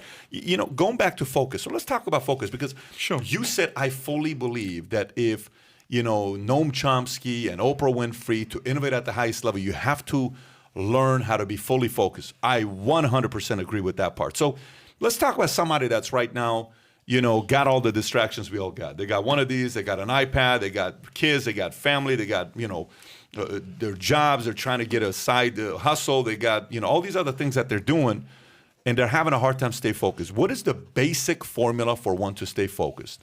So there's lots of things, and I go through dozens in the book, but I'll give you an example of one that really helped me in my life, and I think will help people in that position. So I learned a lot about the science of something that are called flow states. Everyone listening will have experienced a flow state. A flow state is when you're doing something that's really meaningful to you, and you just get into it, and you're in the zone, and it's like time falls away and your ego falls away and you're just in it. The way one rock climber put it is a flow state is like when you feel like you are the rock you're climbing, right? So for me, it would be when I write. For someone else, it might be when they make bagels or they do brain surgery or they play the guitar. But a flow state is really important for attention for two reasons. A flow state is the deepest form of attention you can bring, right? When you're in a flow state, you are deeply focused. And a flow state is the easiest form of attention. Once you get into it, it's not like memorizing facts for an exam. It's like, like, oh shit, how do I do this? In that state. You're in it. You don't even have to want to be in it. There's no effort involved. It's called a flow state because you are just flowing, right? So I wanted to understand, given this is the easiest form of attention once you're in it and the deepest, shit, how do we get more of this? So I went to interview Professor Mihaly Csikszentmihalyi. You have no idea how long it took me to learn how to say that. Who is the leading sadly died recently, but he was the leading expert on flow states. He studied them for over 50 years. He's the man who coined the phrase. And he discovered a shit ton of stuff about this. But I think there's three that would really help the person you're talking about. Three key facts. If you want to maximize your chances of getting into a flow state, and there's no guarantee, but if you want to maximize your chances, you've got to do three things. Firstly, you've got to narrow down to one goal. If you're trying to do more than one thing at a time, you'll never get into flow. Choose one goal. Secondly, it's got to be a goal that's meaningful to you, right? If it's not meaningful, you won't get into flow. And thirdly, it will really help if you choose a goal, and this is counterintuitive at first, it will really help if you choose a goal that's at the edge of your comfort zone, at the edge of your abilities. So let's say you're a medium talent rock climber, right? You don't want to just try and climb over your garden wall. It's not going to get you into flow. Equally, you don't want to try and suddenly climb like, one of those mountains in Colorado that's really high. You'll just shit yourself. You want to choose a rock face that is slightly higher and harder than the last rock face you climbed. So if you do these three things, choose one goal, make it a meaningful goal, make it one at the edge of your abilities, you massively maximize your chances of getting into a flow state and being able to do that deep form of attention. Mm-hmm. But there's lots of other things that we can do. I recommend really long social media breaks. I take half the year completely off social media, and I'm so much more productive in those 6 months than I am in the 6 months when I'm on it. I sleep much more than I used to. I mentioned the K-safe. I bind myself in. I lock that shit away. Because I know that I'll crack if I just leave it sitting there. But there's one about kids that I think is really important as well, because in a way, if we're not building the baseline of focus and attention for children, this is going to be an even bigger problem 20, 30 years from now. You're saying kids to get into a flow state? No, just generally, for children and attention more generally. But before we get to kids, Sure. I know we're going to spend time on that. I want to talk about that flow state because we have a lot of entrepreneurs on our channel, people that are in business. Some of the things you were talking about they have a very much similarity to what we talk about here. What you talk about here is rather than doing a handful of tasks, gets focused on that. And what we call that is being a specialist versus being a jack of all trades. It's the first thing I thought of. It's like, okay, if you want to be good at something, focus on one thing and be great at that one thing. Everyone wants to talk about having, double sources of income and like multiple incomes coming in. It's like, no, let's just get one income solidified. And then number two, you said what? Meaningful goal. Meaningful goal. Meaningful goal. So for that, they say you have to work about something that you're passionate about. Yeah. You don't have to. Pat's passion is baseball cards, but it's not. Or baseball. He wasn't going to be a baseball player or collect baseball cards for a living. I will never understand American sports, no matter how long I live here. Cricket. It's a fucking mystery to me. But basically, choose something that you'll specialize in, that you're passionate about, and then last but not least, your comfort zone will kill you. Push yourself to the point where you're like, I don't know if I really want to do that, but I'll go for it. But so it seems to be an analogous to basically the business stuff that you talked about. Did you kind of pick that up when you were saying that? And Tyler just pulled something up, David. If you can show this, how to take Bill Gates' Think Week to recover from life. Every year he takes a week with Bill Gates. He goes to a cabin, no phone, no laptop, no nothing. And you think about guys like Jeff Bezos, Richard Branson, all the multi-billionaires that are innovators, what do they do every morning? They wake up and they meditate. They don't have their phones. They don't have their iPads. They read. They sit. They think. Well, they get there's lost. speculation that a friend of him would meet him at this Think Week place, but that's a different conversation. but let me go. I think I fully. I feel like there's a story there, but I want to hear it. But there is a story there. Tell me offline. But He's no longer married. Put it that way. Oh, right. What I like about this is I fully subscribe to this. I sometimes would say, hey, I'm going over here. I'm going to be here for a day. Don't bother me. If you need to get a hold of me, here's my room number. Here's this. Well, you said the story about when you went to Harvard Business School, and Those what did the 3 biz doc weeks and ask you to do? He says, don't touch your phone. Don't worry about it. We got this thing. We're going to take care of it. Just And how hard was that for you to do? Mathematically impossible. I was going insane. It's like an addict. You do not regret it, do you? Oh, it was one of the best things I did. But this is why it's so interesting about Yeah. touching a phone. The average person touches their phone 2,617 times a day, right? And It used to be 150 just 10 years ago. I know it's Holy massively shit. exploding. What was the number? 2,617. It's probably higher now because that research was done before the 2017. pandemic. So you think about, you're exactly right. The reason the subtitle for the book is "And How to Think Deeply Again" is for exactly this reason, right? Because we were talking before about some of the benefits, right? And there are real benefits from the speedy way in which we live. It's very important to acknowledge that. But one of the costs is when you go really fast, you lose depth. And in all innovation and all originality and all creativity come from depth, right? So what happens is we're constantly living in the shallows, this kind of manic mode. So if you don't make space, and we've got to be honest with people, the way Professor Joel Nigg, who I mentioned before, one of the leading experts on children's attention problems, put it to me, is he said we live in what he called an attentional pathogenic environment, which means this is an environment where it's very hard for people to do the right thing and focus deeply. The number of people who can do what Bill Gates does is very small, right? The number of people who can do what we're proposing currently is small. And the only thing I think, in this whole conversation, I think the only thing where I've disagreed with, and I understand why you say it, because part of me thinks it is, you said before, I can't see where I wrote it down, but you said something like, this is never going to change, right? You're going to always be in an environment that's going to be, and of course, there's always going to be some distractions. You're right about that. There's always going to be a human struggle between, you can go back to monks 1,000 years ago and they still struggled a little bit with, well, I could be distracted by this thing or I could do this other thing. But we're living in an environment now that is hugely damaging our attention, right? And I do think we've got to understand that, because A, we can protect ourselves and our kids better when we understand it, but B, because the environment can change, right? Think about leaded paint, right? When we were kids, we were exposed to lead. That damaged our attention, right? Damages everyone's attention. You could have said then, I'm sure you wouldn't have, but people did say then, this is always going to be a problem, right? How are we ever going to deal with it? But actually we did deal with it, right? And for all of the other 12 factors that we're talking about, there are very practical solutions. So let's think about the ones that relate to kids in particular, because I'm fascinated by, so we can look at the school system, but set that aside for a minute, right? There's a huge change that I think we're really well suited to see, people our age. So I tell the story in the book of a woman called Lenore Skenazy, who you guys should totally have on. You'd absolutely love her, hero. So Lenore grew up in a suburb of Chicago in the 1960s, and kind of normal suburb. And from when she was 5 years old, she would leave home on her own to go to school, and she'd walk on her own to the school, which was 15 minutes away. She'd generally bump into the other kids. They'd all walk together. When they got to the school gate, there was a 10-year-old boy whose job was to help the 5-year-olds cross the street, right? She'd go into school. She'd stay there till 3 o'clock or whatever the time was. She'd leave on her own. She'd play games with the other kids in the neighborhood, and she'd find her way home for like 6 p.m., right? By the time Lenore had kids of her own in the 90s, she was living in Queens in New York, that had completely ended, right? She was expected to walk her child to school and be waiting at the school gate when he came out. By 2003, only 10% of American children ever played outside, right, without an adult. Ever. And I think of the 10% who did, the average amount of time they did was like 12 minutes. So basically, childhood suddenly moved, even before COVID, to be something that happened basically in imprisonment, right? Children are hidden behind closed doors. The only place they ever get to explore anything is on Fortnite and World of Warcraft. So we can hardly be surprised they become absolutely obsessed with them, right? And it's not a coincidence, I think, that this complete transformation of childhood, which we were just on the cusp of, like I played outside. Did you guys play outside? Yeah, of course. Yeah. All the time. Exactly. Completely. We're basically the last people in the Western world who as kids got to play outside.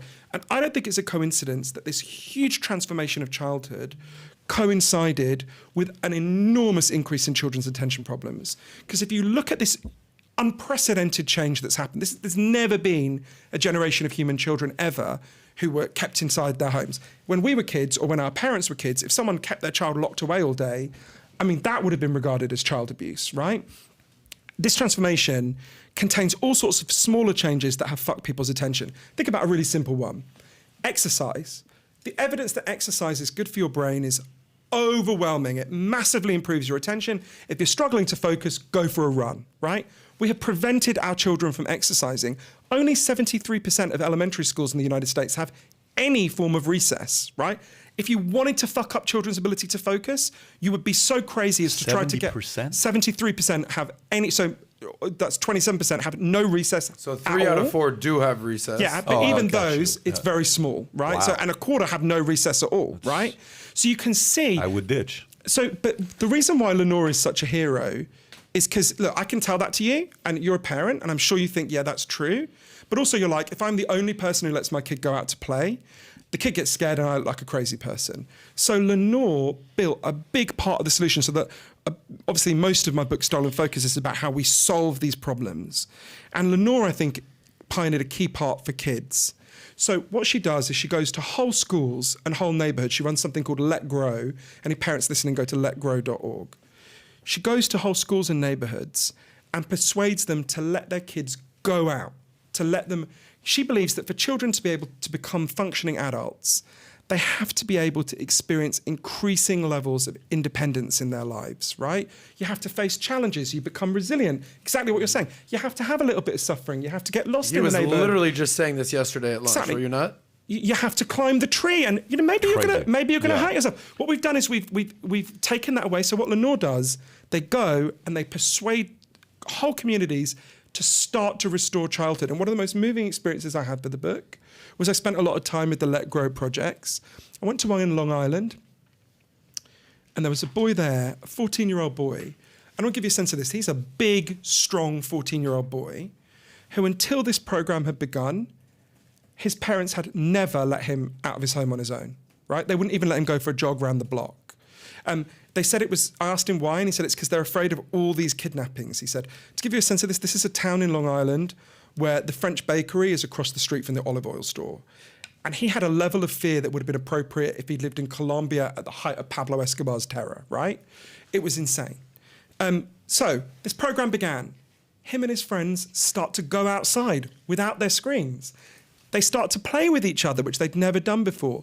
And after a few months, what these boys did, they went into the woods and they built a fort. And they went there, even though their cell phones didn't work there, because the pleasures of building something, of exploring the real world. And I remember when that boy left, Lenore said to me, Lenore was with me that day, she said, think about all of human history, right? Young men had to go out, they had to hunt, they had to seek, they had to build things. And in the space of one generation, we took all that away. And those boys, given just a little bit of freedom, what did they do? They went and they built a fort, right? This is so important for attention, to be able to explore and build. If you just blunt a child, and it was so sad because I was thinking about all the kids I know who don't ever get that. Does that all ring true to you guys? Of course it does. I mean, I lived in Germany. In Iran, my dad wouldn't let me play outside because he was so worried about what they were doing. The climate wasn't healthy for kids to play outside, although my dad would take us out on Friday to Parque Johann. It was the Shah's name. They changed the name since there.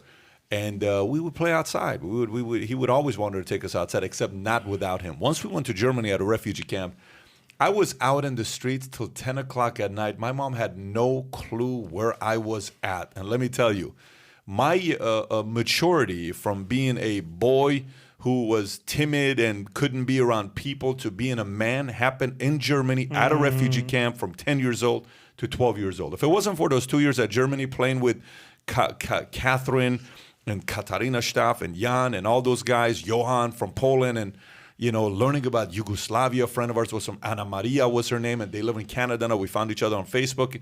It just wouldn't have been the same. I totally agree with you on the dependent side. I want to get into gaming, but before I go into gaming with kids, breaking news, Tom Brady officially announced his retirement. For people in America, that's a big deal. I understand. I fucking live here. I know about that. If you can pull up his tweet, go to his Twitter account. He posted a picture, and I just want to read this. Click on Tom Brady, go on his Twitter profile. He put a picture, and under it, he put a note, okay? So, no, go to Tom Brady's. Yeah, go right there. Okay, you can't do it. I'll just read that to him then. That's fine. Okay. So if you want to zoom in a little bit, Tyler, you okay? Just zoom in a little bit. There you go. Okay. I've always believed the sport of football is an all-in proposition. If 100% competitive commitment, if 100% competitive commitment isn't there, you won't succeed. And success is what I love so much about our game. There is a physical, mental, and emotional challenge every single day that has allowed me to maximize my highest potential. And I've tried my very best the past 22 years. There are no shortcuts to success on the field or in life.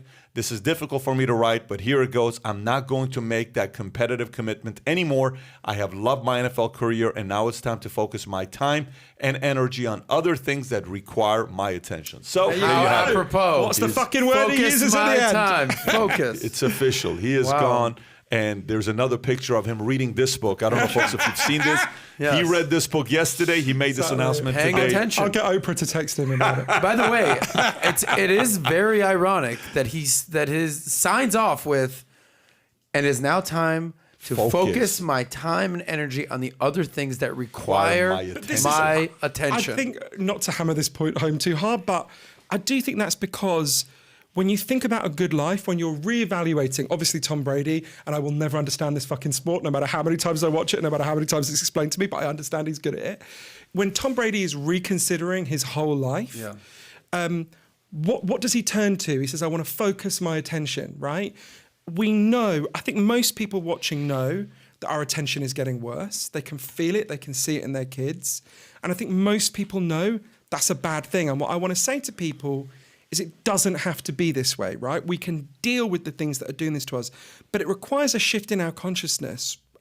Partly we have to make individual adjustments to us and our kids, and partly we need to make these collective solutions, but also we need to see, we are not fucking medieval peasants begging at the court of King Zuckerberg for a few little crumbs of attention from his table, right? We are the free citizens of democracies, and we own our own minds, and we can take them back if we want to. I agree. We own our minds and our bodies, and we should choose what to do with it. I totally agree with that message. But those things are being invaded at the moment and fucked with, right, in ways that we can resist, but we've got to know where our power lies, right? Some of the power lies in what I can do as an individual, what you can do as an individual, what you can do as a parent with your kids, what I can do with my godsons, my nephews, and my niece.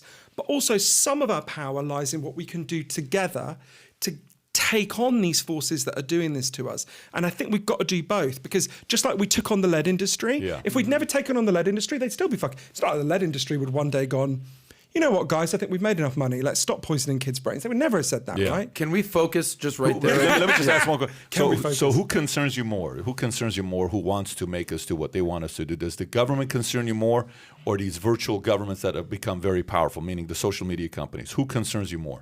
Government or the big capitalist? I mean, it depends what issue. There's some, look, government can do good things and government can do bad things. These social media companies can do good things or can do bad things. So I think it just depends on what the issue is.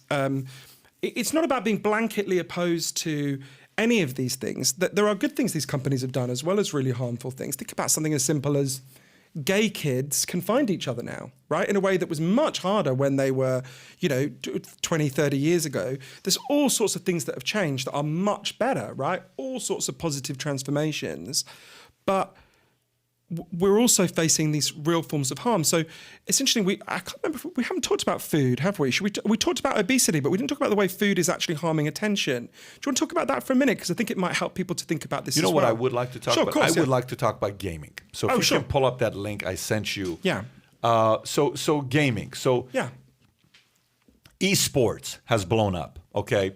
Last year's international 2021 tournament, the total purse payout to kids and people playing video games was $40 million. Okay, that's $40 million to all the kids. Now here's the thing: Gotcha. what do you think first place got? What do you think first place got out of the $40 million? I'm curious, because he's going to show it to you right in a minute. What do you think first place got out of the $40 million? $10 million. Okay, go click on first place. Click on it. All right, so first place, make it a little bigger.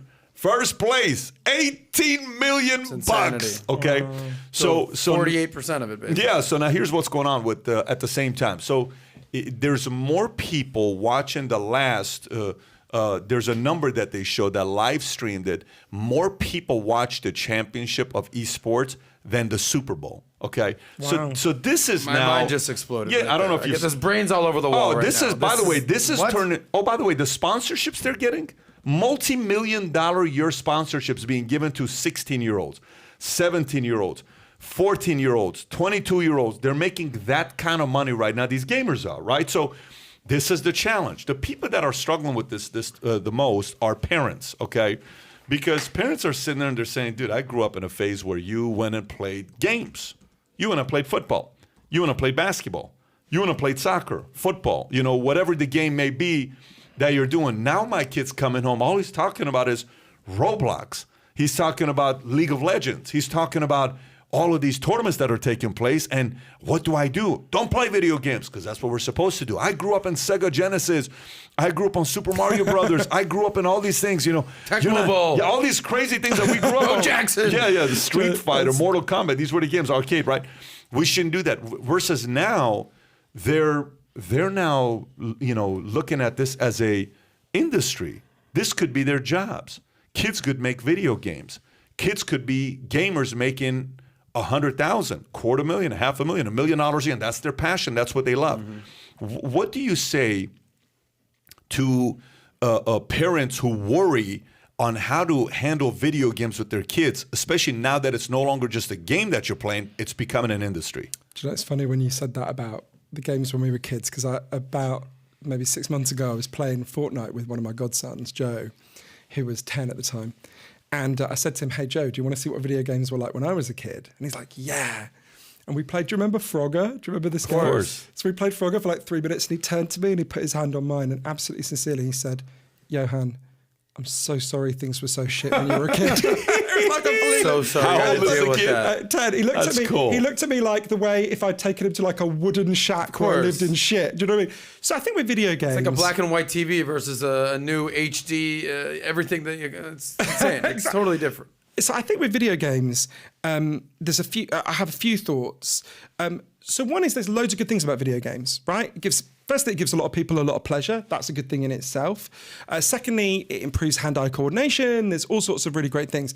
My view is video games are a good thing in a balanced diet. Really? Right? They are. So there's no problem. I have no problem. Go to KFC once a week. It's fine. Just don't go to KFC 3 times a day, right? Gotcha. In the same way, so the Chinese government, and I want to stress, I do not support this because the Chinese government is a communist tyranny and it's awful. But the Chinese government has introduced a rule saying that kids are allowed to play video games for 3 hours a week, right? And it's a strict rule. It's enforced. That seems to me, although I wouldn't want to have a communist tyranny imposing it, I'd want parents to choose it. That seems to me like a perfectly sensible 3 hours a day. That's fine. 3 hours a week, rather.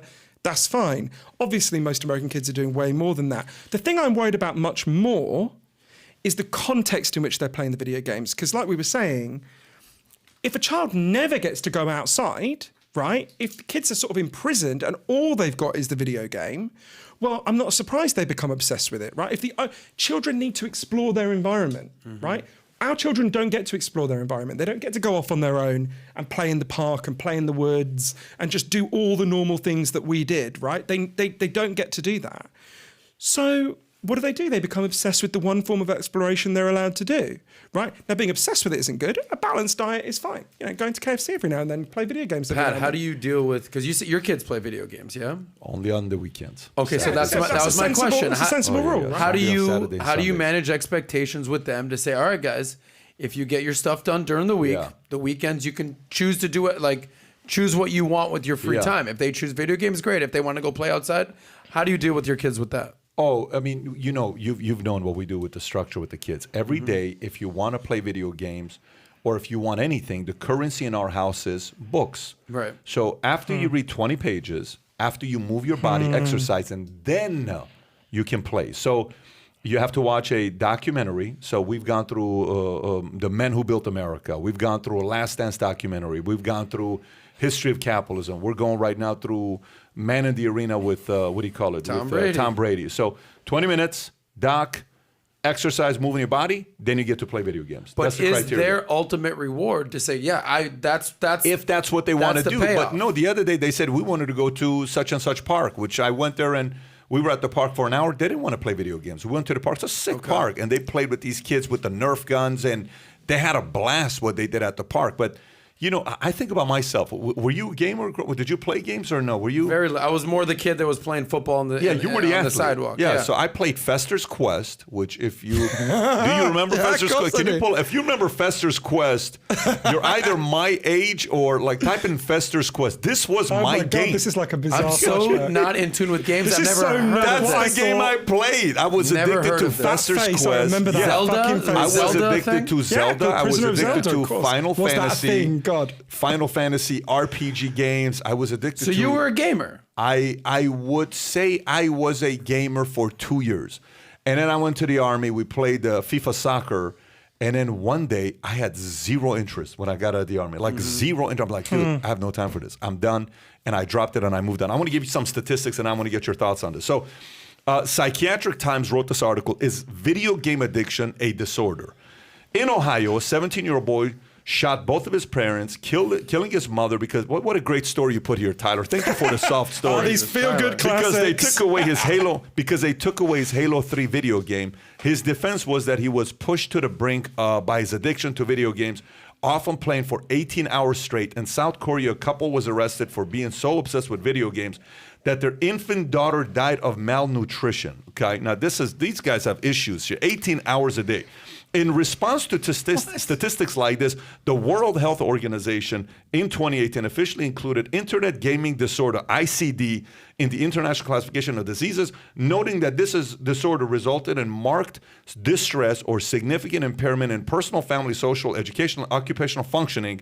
WHO further noted that associated health concerns, including insufficient physical activity, poor diet, problems in eyesight, with eyesight and hearing, sleep deprivation, aggressive behavior, and depression, as well as poor psychological functioning. In 2020, consumers in the U.S. spent $57 billion on video games, beating 2019 by 27%. Projections that by 2023, next year, that $57 billion is going to be $217 billion. How much of this is on the kid? How much of this is on the society? How much of this is on their parents? I think there's a bigger debate about addiction we can come to in a second, but if you think about these video games, this is going to be too negative an analogy, but let me say it and then I'll explain why it's a bit too negative. If you think about them as a virus, right, that come along that would be compelling in any situation, they've arrived at a moment when kids' immune systems are already down, right? So they're more likely to be infected by the virus and for it to take them over. So I'll give you two examples. Children now sleep 85 minutes less than they did a century ago. Now, we all know, if we've had a night where we haven't slept, you're much more likely to just spend the next day mindlessly scroll through TikTok than you are to read a book, right? So partly our kids are severely sleep deprived, and that is making them more vulnerable to this stuff. Also, the diet our children eat, the food we feed our kids makes them much more vulnerable to this stuff as well. And I stress again, some of the video gaming is good. But think about how we eat. There's three big ways in which the way our kids eat, and the way we eat, in fact, is damaging our ability to focus and making us more vulnerable to the kind of things you're describing. The first is, so imagine you have the standard American British breakfast, the kind of thing I grew up having, I'm sure you guys did, kind of sugary, or in Germany, sugary cereal or white bread with butter or whatever, right? What that does is that releases a huge amount of energy really quickly into your brain, right? And it feels great. You're like, I've fucking woken up. You know, you've got a rush of glucose. But what happens is you'll get to your desk, or your kid will get to their school desk an hour or two later, and you get a huge energy crash. Because, you know, the way Dale Pinnock, one of the leading nutritionists in Britain, put it to me, is it's like you're putting rocket fuel into a Mini with, you know, those little British cars, right? It'll go really fast for 5 minutes and then it'll just stop, right? Yeah. So the way we eat causes energy spikes and energy crashes, which leaves you with brain fog. When your energy crashes, you get brain fog. You just can't think clearly until you have another sugary, carby snack, right? So one of the things that we're doing is by contrast, if you eat food that releases energy steadily throughout the day, which is what almost all our ancestors ate, you're able to pay attention more evenly, and you're less likely to just get into these slumps where just anything that wants to fuck with your attention will seem appealing. Second way our diet is damaging our ability to focus is that your brain, in order to develop properly, needs certain nutrients. And the diet we currently eat is lacking a lot of those nutrients, like omega-3s, and supplements don't cut it because your body doesn't absorb supplements in the same way. Third way is, to me, the most shocking, and I think to you as a dad, most relevant, although they all are, which is it's not just that our diets lack things we need, they contain chemicals that act on us like drugs. So there was a study in Britain in a city called Southampton in 2007. They got nearly 300 kids and they split them into two groups. The first group was just given water, and the second group was given water laced with a load of the food dyes that occur in the kind of food you get in the supermarket, in M&Ms, that kind of thing. And then they monitored them. The kids that drank the food dyes were significantly more likely to become manic, to run around, which would have made them more vulnerable to the kind of things you're talking about. So you can see how, and these are just two of the many factors that I talk about in the book that are affecting our kids' attention. So you can see how that's like lowering your immune system, so that when something that wants to fuck with your attention comes along, it's easier for it to infect the child. Which is not to say there aren't healthy uses of video games. There totally are. I'm not opposed to video games, just like I'm not opposed to technology or the internet more generally. But we've got to look at these things. But there's a bigger debate about addiction that I can talk about, where I think this video game addiction stuff, how would I put it? I think it can be interpreted, this is not what you're doing, but I think it can be interpreted simplistically. And this is because I went on a long journey about learning about addiction for a previous book I wrote called Chasing the Scream, so there's a lot of addiction in my family. One of my earliest memories. It was mostly prescription drugs. Yeah. So one of my earliest memories is of trying to wake up one of my relatives and not being able to. And funny enough, it's similar places. Iran and Germany were two of the countries my family lived in as well. So similar to you. And when I started doing research on addiction almost exactly 10 years ago, if you had asked me about, let's say, heroin addiction, because that was also close to me. If you'd asked me what causes heroin addiction, I would have looked at you like you're an idiot. And I would have said, well, Patrick, the clue's in the name. Obviously, heroin causes heroin addiction. We've been told this story for 100 years that's become totally part of our common sense. I thought I'd seen it unfold in front of me, right? So we think if we kidnapped the next 20 people to walk past your offices here in Florida, and we injected them every day with heroin 3 times a day for a month, say, like a villain in a Saw movie, at the end of that month, they'd all be heroin addicts for a simple reason. There's chemical hooks in heroin that their bodies would start to get used to, and then their bodies would start to desperately physically crave them. And so at the end of it, they would have this tremendous physical hunger for the chemical hooks, right? That's why we call it being hooked, right? You want the chemical hook. It turns out that story's not wrong. Chemical hooks are real, but it's a really small part of what's happening with addiction when you look at the bigger picture. And I only really began to understand this when I went to Vancouver and interviewed a man named Professor Bruce Alexander, who did an experiment that has transformed how we think about addiction. So he explained to me the story we got in our heads, that addiction is caused primarily or totally by the chemical hooks, comes from a series of experiments that were done earlier in the 20th century. They're really simple experiments. Your viewers can try them at home if they're feeling a little bit sadistic. You take a rat, you put it in a cage, and you give it 2 water bottles. One is just water, and the other is water laced with either heroin or cocaine. If you do that, the rat will almost always prefer the drugged water and almost always kill itself within a couple of weeks. It'll overdose. So there you go. That's our story. The rat tries the drug, wants more and more of it, dies. But in the 70s, Professor Alexander came along and said, well, hang on a minute. You're putting the rat alone in an empty cage. It's got nothing that makes life meaningful for rats. All it's got is the drugs. What would happen if we did this differently? So he built a cage that he called Rat Park, which is basically heaven for rats, right? They got loads of friends, they got loads of cheese, they got loads of coloured balls, they can have loads of sex. Anything a rat likes in life is there in Rat Park. And they've got the drug water, the normal water and the drug water. And of course they try both, they don't know what's in them. This is the fascinating thing. In Rat Park, they don't like the drug water very much. None of them use it compulsively. None of them overdose. So you go from almost 100% compulsive use and overdose when they don't have the things that make life worth living, to no compulsive use and overdose when they have what you were talking about before, meaning, purpose, the things that make life worth living for them. And what I learned from this, there's loads of human examples we can talk about, but what I learned from this is that the opposite of addiction is not sobriety, valuable though that is to many people. The opposite of addiction is connection. And the reason I say this in response to this video game addiction stuff you read out, Patrick, is I think it's too simplistic to say, oh, the video game, this boy that you described, I forget how old he was. 17. Yeah, the 17-year-old boy, it's way too simplistic to say the video game did that to him, right? The video game did that to him in a context where I'm sure, obviously I don't know the story, but I'm sure all sorts of things were fucking him up. And every addictive behavior, whether it's video games, cocaine, porn, whatever it might be, is an attempt to not be present in your life because your life is too painful a place to be, right? You want to not be present, so you obsessively use the porn, you obsessively play video games, whatever it might be. That helps us to understand, by the way, why what we do here in the US is such a fucking disaster with the war on drugs. Because what we do is we get addicted people and we say, oh, we need to inflict more pain on them in order to give them an incentive to stop. But when you know that pain is the fucking fuel, pain is the driver, you can see, sometimes we say it doesn't work. Truth is much worse. It makes the addiction worse, right?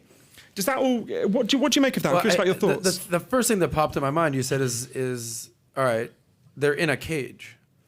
So the thing that comes to my mind is we've seen the stats on what's happened since COVID. Everyone's been locked in their cage, right? Other than maybe here in Florida and certain other states. So if you have the choice of just sipping on water or sipping on water with heroin, if you're the rat and you're in your cage, you're going to take the heroin. Using a human example, if you're sitting at home alone doing nothing, you have to work apparently. Maybe you're not. Maybe you're collecting unemployment. You're getting stimulus checks. Maybe you got to hop on a Zoom, do work, but you're locked in your proverbial cage. Okay, there's some liquor in the cabinet. There's some pot over there on the desk. Maybe there's some harder, pills, drugs, opiates, they're sitting there. You're in your cage. So I'm sensing this cage analogy is what leads to people saying, well, based on the two options I have of sipping on water or doing some drugs, I'm in this cage anyway. Let's party. Is that part of what this rat cage analogy is? Yeah, I've got a friend. So as you know, Interesting. I want to read this comment before you go there, which validates your point. Crypto Trends 101. I used to be addicted to meth. I know, sad, but it's true. The environment and things worth living for are what made me better. Yeah, I think this really fits with what you're saying, Adam, which is that, so a lot of people watching will know, in the last year we had the highest overdose deaths ever, and that's staggering because just before the pandemic, people thought, well, it can't go higher than it is now. And my friend, the writer Andrew Sullivan, said to me, it's like we did an experiment to see if you were right? I've been saying for 10 years, the opposite of addiction is connection. If you increase disconnection, you'll increase addiction. And here we are, right? We increase disconnection in what may be a justified cause, but it has caused a horrific increase in not just addiction. And this fits with a wider way of thinking, right? Which is that everyone listening and everyone watching knows that you have natural physical needs, right? Obviously, you need food, you need water, you need shelter, you need clean air. If I took those things away from you, you'd be in real trouble real fast. But there's equally strong evidence that all human beings have natural psychological needs. You need to feel you belong. Human connection. You need to feel your life has meaning and purpose. You need to feel that people see you and value you. You need to feel you've got a future that makes sense. Of course. And if you deprive people of their psychological needs, that will manifest in all sorts of problems. You'll have increased suicide, which we have. You'll have increased homicide, which we have. Right. You'll have increased addiction, which we have, and overdose deaths. And you can see this. This is why some of the best people who've studied this, Professors Anne Case and Angus Dayton, call the opioid crisis deaths of despair. When a factory shuts down in a town, over the next 5 years, the death rate among people who work there more than doubles, right? Now, that's not difficult to understand. Anyone who hears that knows immediately why, right? So it's not, of course, the drug plays a role, just like the video game may in this case. I don't know anything about this particular case, but the video game may play a role. But the drug and the video game enter in a context. And most people who use even quite hard drugs, and this really surprised me because it wasn't the experience of my family, but if you look at the evidence from people like Professor Carl Hart at Columbia University and others, most people who use even quite hard drugs, like even meth and heroin, do not become addicted and are not harmed by it. Now, of course, there's a minority who are harmed who need our love and support. But why can some people do it and not others? There's some biological contribution. Some people have a little bit more of a genetic vulnerability. But most of it is about these bigger psychological and social factors. If your life's going well, you know, and you're happy and you want to be present in your life, you can probably snort a line of coke, you'll be okay. If the factory's shut down and you're stuck in a place like Monadnock, New Hampshire, where I went, where people are in deep despair through no fault of their own, you know, well, it's going to be a lot more dangerous for you because you're going to want to not be present in your life. This is why, by the way, there is a solution to this.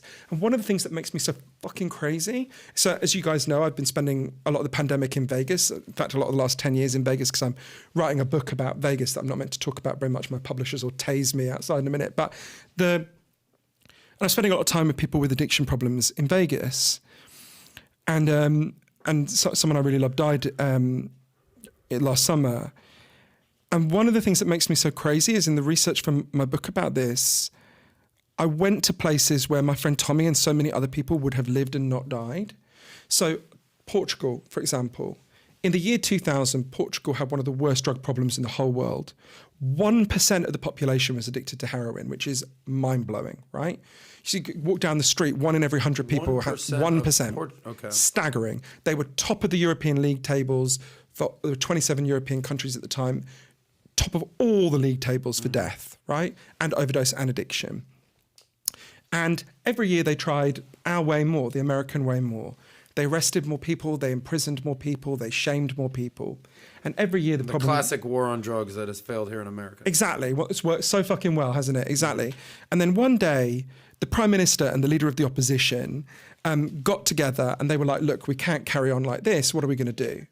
So they decided to do something really radical, something no one had done in more than 70 years since the global war on drugs began. They were like, should we ask some scientists what we should do? So they set up a panel of scientists and doctors led by an amazing man I got to know in Portugal named Dr. João Goulão. And they said to them, you guys go away, figure out what would solve this problem, and we've agreed in advance with all the political parties that we'll do whatever you recommend. So it just took it out of politics. So the panel goes away, they look at all the evidence, including Rat Park, the experiment we were just talking about. And the panel comes back and says, you're going to think we're crazy, but here's what we're going to do. We're going to decriminalize all drugs, from cannabis to crack, everything, but, and this is the crucial next step, we're going to take all the money we used to spend on fucking people up more, shaming them, imprisoning them, arresting them, putting them on trial, and we're going to spend all that money instead on helping them turn their lives around. And interestingly, it wasn't mostly what we think of as drug treatment in the US. They did a little bit of residential rehab, which has value. Most of it was about getting people back to work. Say you used to be a mechanic, you got an addiction problem. They go to a garage, they say, if you employ this guy for a year, we'll pay half his wages. The goal was to say to every single person with an addiction problem in Portugal, we love you, we value you, we're on your side, we want you back. And by the time I went to Portugal, it was 13 years since this had begun, and the results were in. Best research was done by the British Journal of Criminology, who don't have a dog in this fight. They found that Portugal had gone from having the worst overdose death in the European Union to being almost the bottom of the league table. Addiction was down by more than 50%. Overdose deaths were down by more than 80%. There was just an enormous transformation. And one of the ways you know it works so well is that almost nobody in Portugal wants to go back. I went and interviewed a guy called João Figueira, who was the top drug cop in Portugal at the time of the decriminalisation. And he said what loads of people totally understandably say when you say, let's decriminalise all drugs. He said, this is insane. We'll have a huge increase in children using drugs. This is a nightmare. We can't do it. He said to me, everything I said would happen didn't happen. And everything the other side said would happen did. And he said he felt really ashamed when he looked back that he realised he spent so many years making people's lives worse when he could have been helping them make their lives better. And this is something I saw all over the world, from Uruguay to Switzerland to Portugal. When countries move beyond the war on drugs, at first it is super controversial. People think you're fucking insane. And then people see the results, right? Switzerland legalized heroin. Since then, there have been, more than 15 years ago now, since then there have been 0 heroin overdose deaths on legal heroin. None, not one person, right? More people have died of heroin overdoses in this country since we started talking than on legal heroin in all the years they've had it now in Switzerland. All these countries, because they help people, right? Policies based on shame, stigma, and punishment make addiction worse. Policies based on love, compassion, and regulating the market, bringing the market away from criminals and under control, massively reduce the problems. They're not a magic bullet. They still have some problems, but they work so much better. Have you done any research on what they've done in Oregon? Yeah, yes. This happened after my book. Decriminalized and legalized all drugs So in decriminalized, 2020. yeah. So the difference between decriminalization here in the United States. Yeah. So what has your research shown on that? So I'll just explain the difference between decriminalization and legalization. So decriminalization is where you stop punishing users and people with addiction problems, but they still have to go to armed criminals to get their drugs. Got it. Legalization is where you open up some legal route for people to get their drugs. And that should be different for every drug, obviously. Okay. No one wants there to be a heroin aisle in CVS. That's not the answer, right? Got it. So Oregon can decriminalize. Unfortunately, they can't legalize because federal law. Yeah. Gotcha. I mean, they have decriminalized. They've decriminalized. So what has that shown? So Oregon wasn't able to do what Portugal did so tightly, which is transfer the money they used to spend. But we know that the outcomes in Oregon are pretty promising at the moment. It's a very recent change compared to Portugal, where it's been in place for 17 years now. But we know everywhere else in the world that's done it has had radical improvements. And the truth is, you want to say anything in defense of the war on drugs, you can say one thing. We gave it a fair shot. We did it for 100 years. We spent $1 trillion. We imprisoned millions of our own citizens. We destroyed whole neighboring countries or close by countries like Colombia. And at the end of all that, we can't even keep drugs out of our prisons where we pay guards to walk around the wall perimeter the whole time.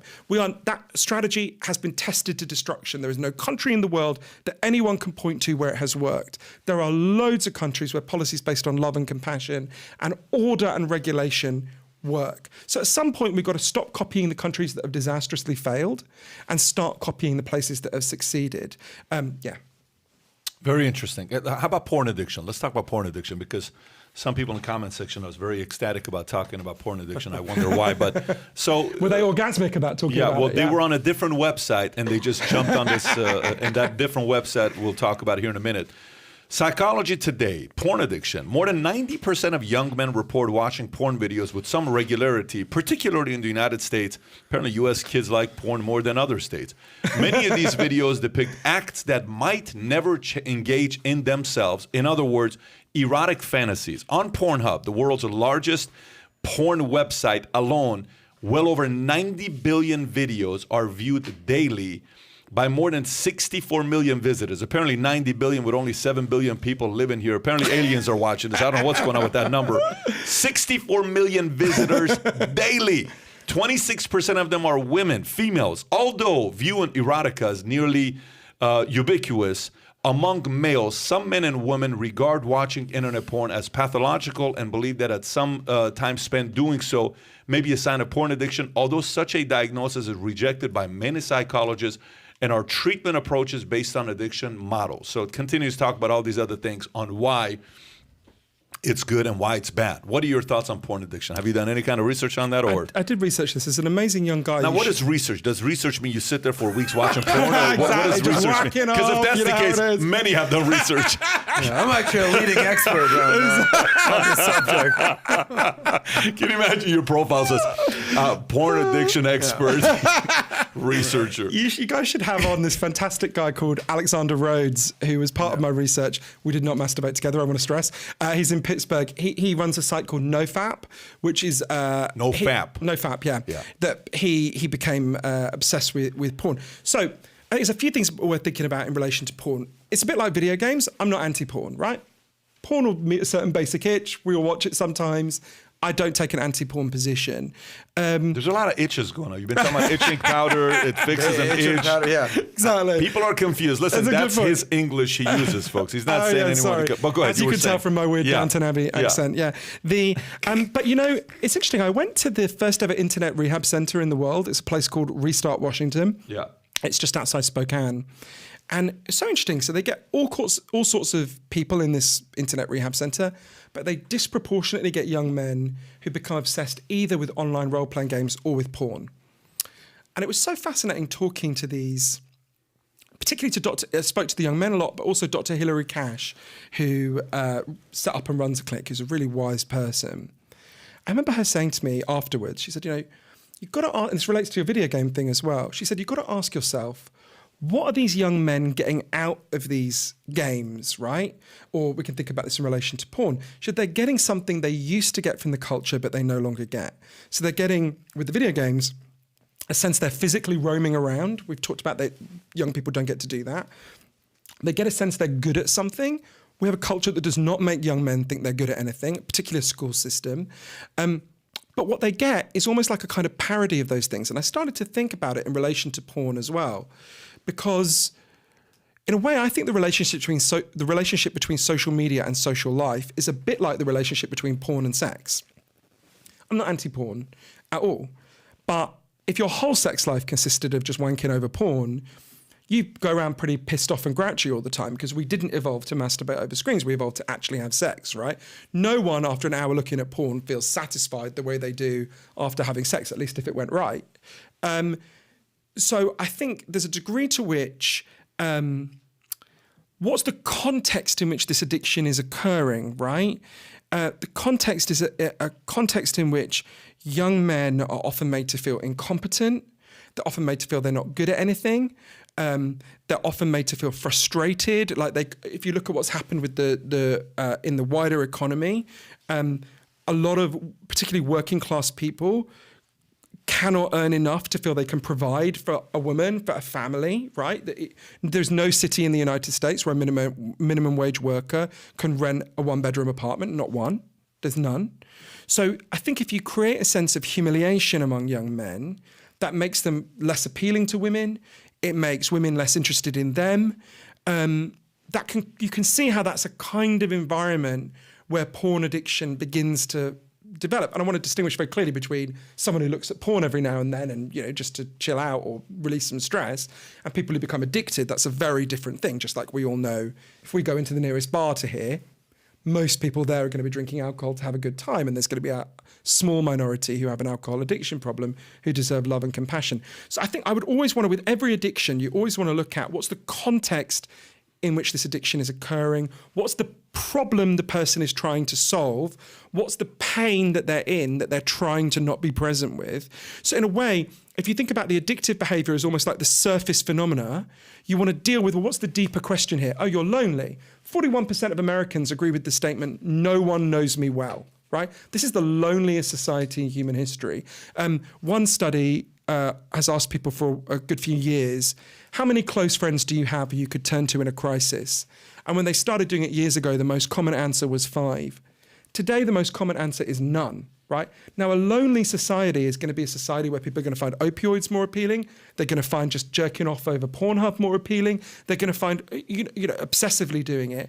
If you're cut off from the normal necessities of life, if your psychological needs aren't met, you're going to be more vulnerable to addiction, whether it's porn, cannabis, whatever. There's 2 comments I want to give credit to. One of them I don't understand. The other one I think it's... one of them says... he says, David Jones is his name. Porn made my 10-year-old mind think if I did not look and perform like John Holmes, I was a failure. What a travesty, right?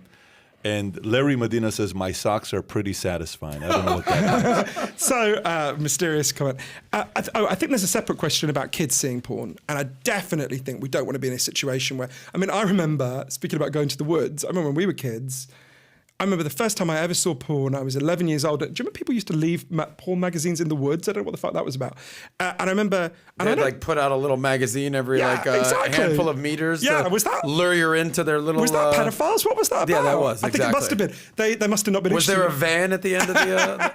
But I remember... Don't get in the van. I remember seeing... And what I saw was very, very softcore. And I remember not seeing it again until I found my brother's porn when I was 14 or something. Jackpot. I've got an older brother. But the difference between that, you do not want, your son's 8, you don't want him in a couple of years to be discovering his first understanding of sex to be fucking gangbangs on Pornhub, right? So I do think there's a lot to be done with regulation when it comes to children. There are some countries that have done it, so you have to opt in so you can see porn on your broadband option, which I think would embarrass a lot of people, but who cares? So that there are all sorts of ways you can block these things for kids. We definitely don't want kids to be learning about sex from porn because porn is not the vast majority of porn is not a healthy or realistic You tell the story representation of about sex. Pamela Anderson, and That's then all I was the story thinking that she had with her son. Yeah, she sat her sons down and she says, listen, she says, she's saying this in an interview. She said, I would go out and say, I'm meeting somebody and we end up having sex. He says, many times I'm like, what are you doing? What are you doing? That does not feel good. Hitting me here doesn't feel good. Pulling my hair, I don't like it. Yeah. Then I would ask the person whom I'm having sex with, I'd say, hey, how much porn do you watch? Are you thinking that you watch this in a video like a fetish, like it feels good for women? So she was teaching her sons, what you see in porn doesn't feel good. That's acting. And she was kind of trying, because she's saying like porn has traumatized men to think they have to perform at that level. And that's coming from Pamela Anderson, who I think's probably been with more than one man in her life. I don't know the exact number. Or treat women disrespectfully or something like that. That was the angle kind of she was taking. There's a really good Canadian researcher on this called Lily Boisvert, who you guys should have on as well. She's fascinating.